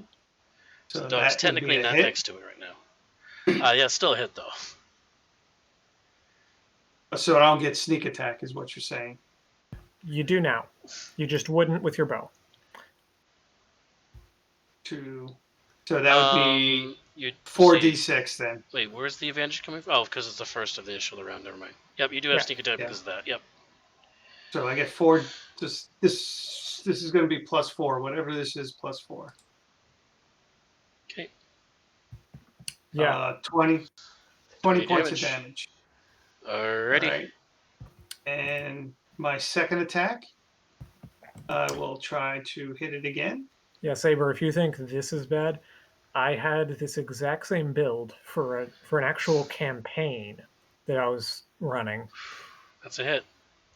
and he could 24. fly at will. And this is only going to be 2d6. And I'll roll that. Yeah. And that's going to be 6 points of damage. Alright, you got that one. All right. And I am done. Alright, Gavin, you're up. I rolled a goddamn 9. I'm sorry, Gavin, I rolled an 8 on initiative.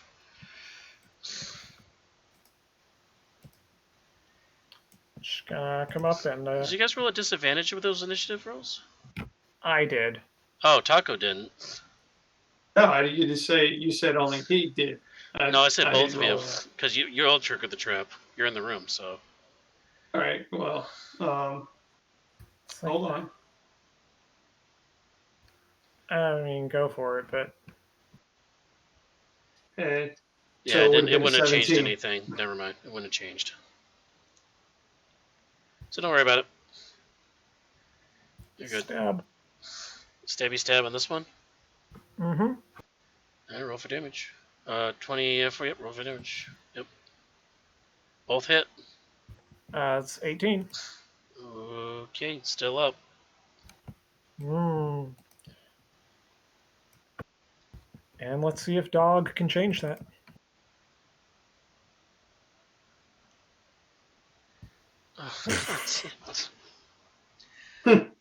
Yeah, it's gone.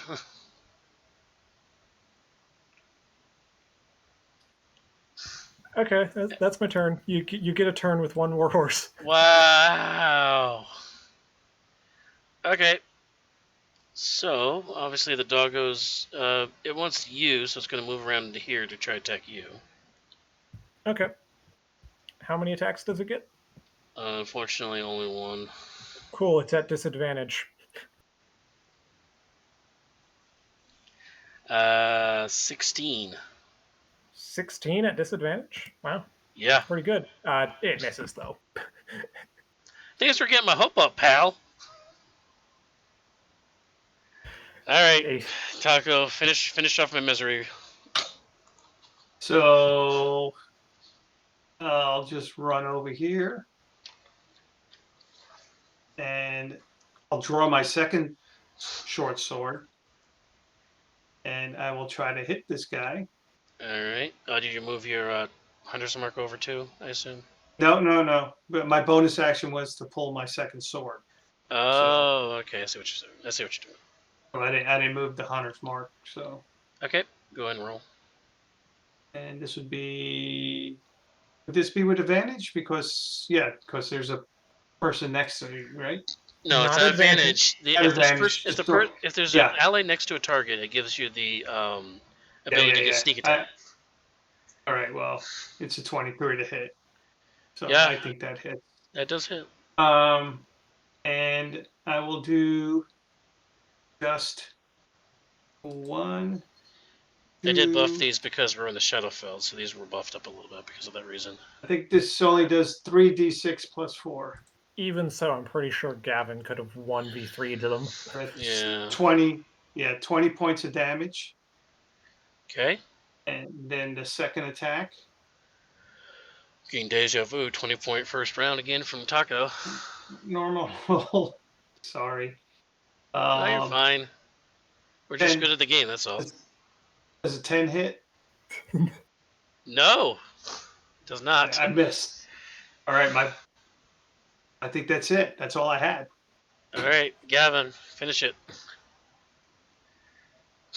So I'm going to strategically use my Gem of Brightness. No, 17 to hit. 17 is a hit. 8 damage. Yep, that finishes it off. In fact, the doggo. What's the doggo's attack? Is it force damage or? Yeah, the doggo's attack is force damage. Oh, okay. All right. So you picked up a saddle. You managed to get rid of the war horses that was defending their master's area, and seems to be secure now. All right. Well, I'm gonna put my short swords away and pick my bow back up. Okie dokie. Anything else you want to do in the room? Let's get out of the room, but then we're going to identify that saddle. Okay, you can identify the saddle as you're cleaning up. It is. I'm sure you can figure that out. You also, Taco, did you tell him about the ring you found, or? Yeah. I need somebody to identify this. I got a ring. Yeah, I'll identify that too. All right. So here's the saddle. Saddle of the Cavalier. Nothing too special. Oh no, That's this very ring nice. is very special. Check out this ring, guys. This is the most special ring ever. Hey, Jump spell as a bonus action. didn't I Zane will. have this?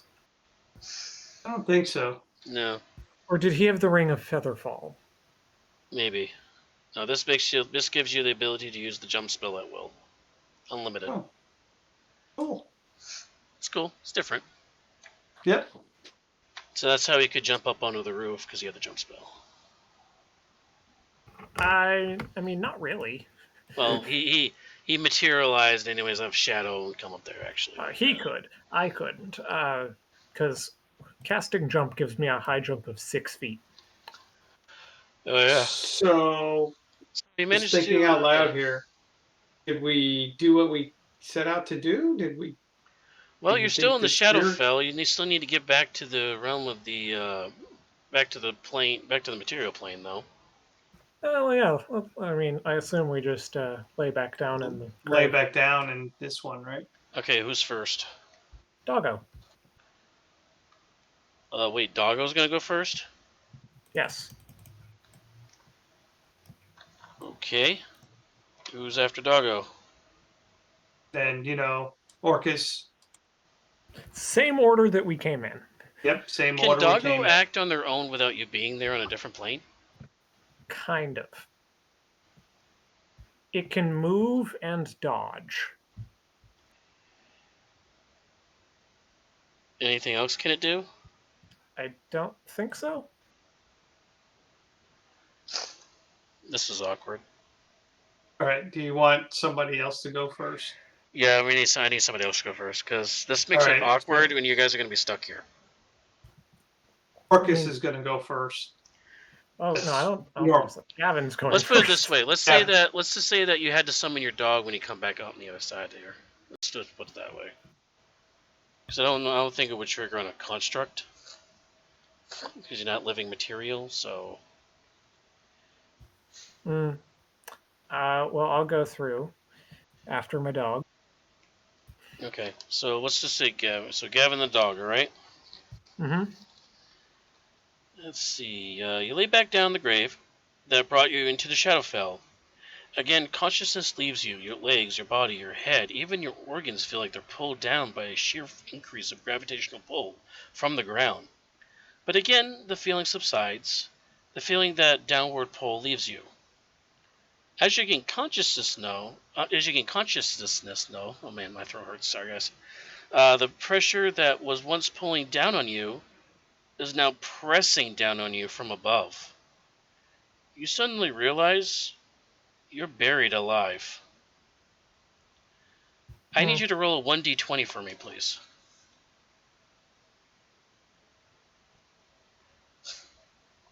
Oof.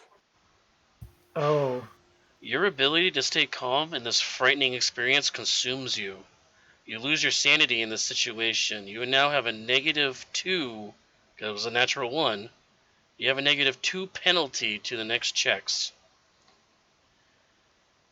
Oh, that's all. Now I need you to make an athletics check. Yeah. I have a -1 to this, So this is gonna be a -3 now to this. so that's an 8. Seven. I give it a flash of genius for a +5. That's a 13. You lucky son of a gun! You had that. You had to I beat still have. You had to beat a 13, by the way. You claw and push and make your way up to the surface, bursting forth. Actually, the dog might have been with you, so he might have helped you there. But anyways, you claw and push, make your way back to the surface, bursting forth with a shower of dirt around you. You gasp your first breath of fresh air since you left this plane. You successfully pull yourself from the shadow crossing. I imagine my dog would be able to do that on its own. Yep. So you look around and you notice that there are birds' feet markings around the gravesite. It looks like the were-ravens just tried to put the dirt back on the spot because they didn't think you guys were going to make it, like everybody else did.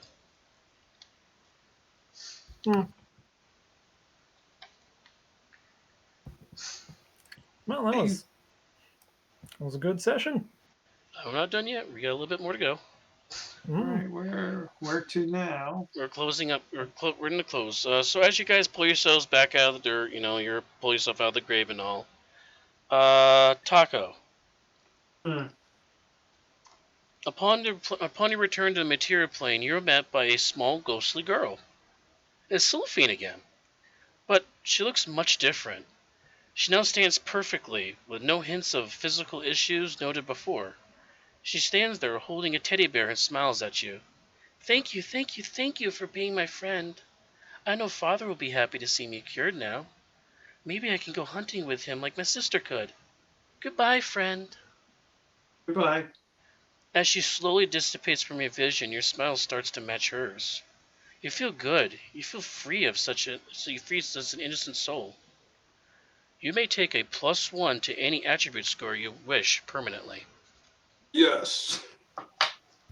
Because you were the one that talked to her in the room, so you're the one that gets the reward for it. Well, I only have one odd score, so yeah, I'll do that. And you still have one more thing you guys got to do. You got one more thing left. We have to free the father, don't we? Mm-hmm. I guess we go dig up yeah. his grave. Oh, His was the first one. So you're gonna dig up his grave. I think Gavin. I think you're the one that has the item, right?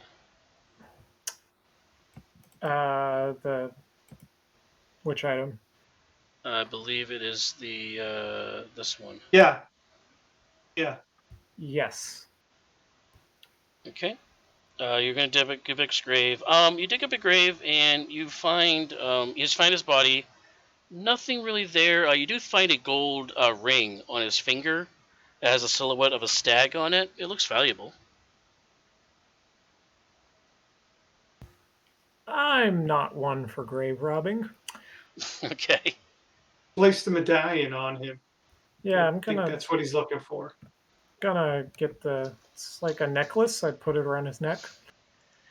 All right, Gavin. You feel a soft breeze pick up around you, and with it, you swear you hear a gentle sigh of relief that you heard once before.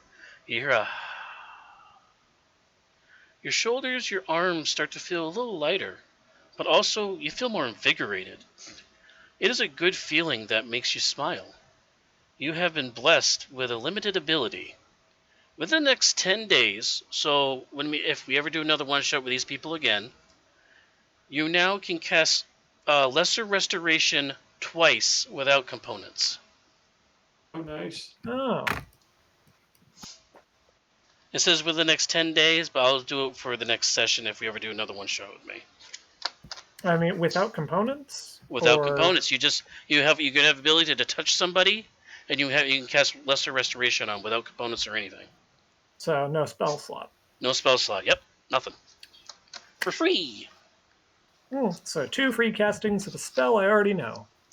Yeah, well, good to go to somebody else. Lesser Restoration also doesn't have components. Like, Oh, none okay. material anyway. It has verbal somatic. So it would just be somatic, so you have to touch somebody. No verbal. So, as we close this adventure, if this adventure taught you anything at all, is that treasure has many forms. For Death Maiden, it was the form of her devotion to her patron. For Sylphine, it was just to play with a friend free of pain. For the Baron, it was the love of his family. For the Scarlet Sash, it was a sense of belonging and purpose. Not all treasures in this world is a physical object of gold, coin, or silver. Sometimes, the real treat for someone goes much deeper and much more personal than that. Maybe that is the trick to happiness. Thank you all for playing. Yeah, Taco's a little strong. Taco is a little strong. Please don't play Gloomstalker in my campaign. Oh, originally that's what I wanted to do in the other campaign in Oh, Lost Minds. It's just they're just so. Yeah. Okay, so- but well, but now let me just wrap it up for everybody, and we can chit chat Go here in a ahead. minute. Yeah. Everybody, again, please be sure to tune in once again on. Tune in once again on Fridays again. That's twitch.tv/SaberWolfGaming at 7 p.m. Eastern for the start of the second chapter of our Season 2 campaign, which again we led by Bailey over here. And don't forget to comment, like, subscribe, follow for any of our new episodes on all our media platforms. That's YouTube, Twitch, Spotify, Google Podcasts, and again, we also have a Twitter account. Thank you all for watching, and please be safe out there when you do go trick-or-treating. Make sure you return with some reflectives or something on your costume. Thank you again, everybody, and have a good day, all.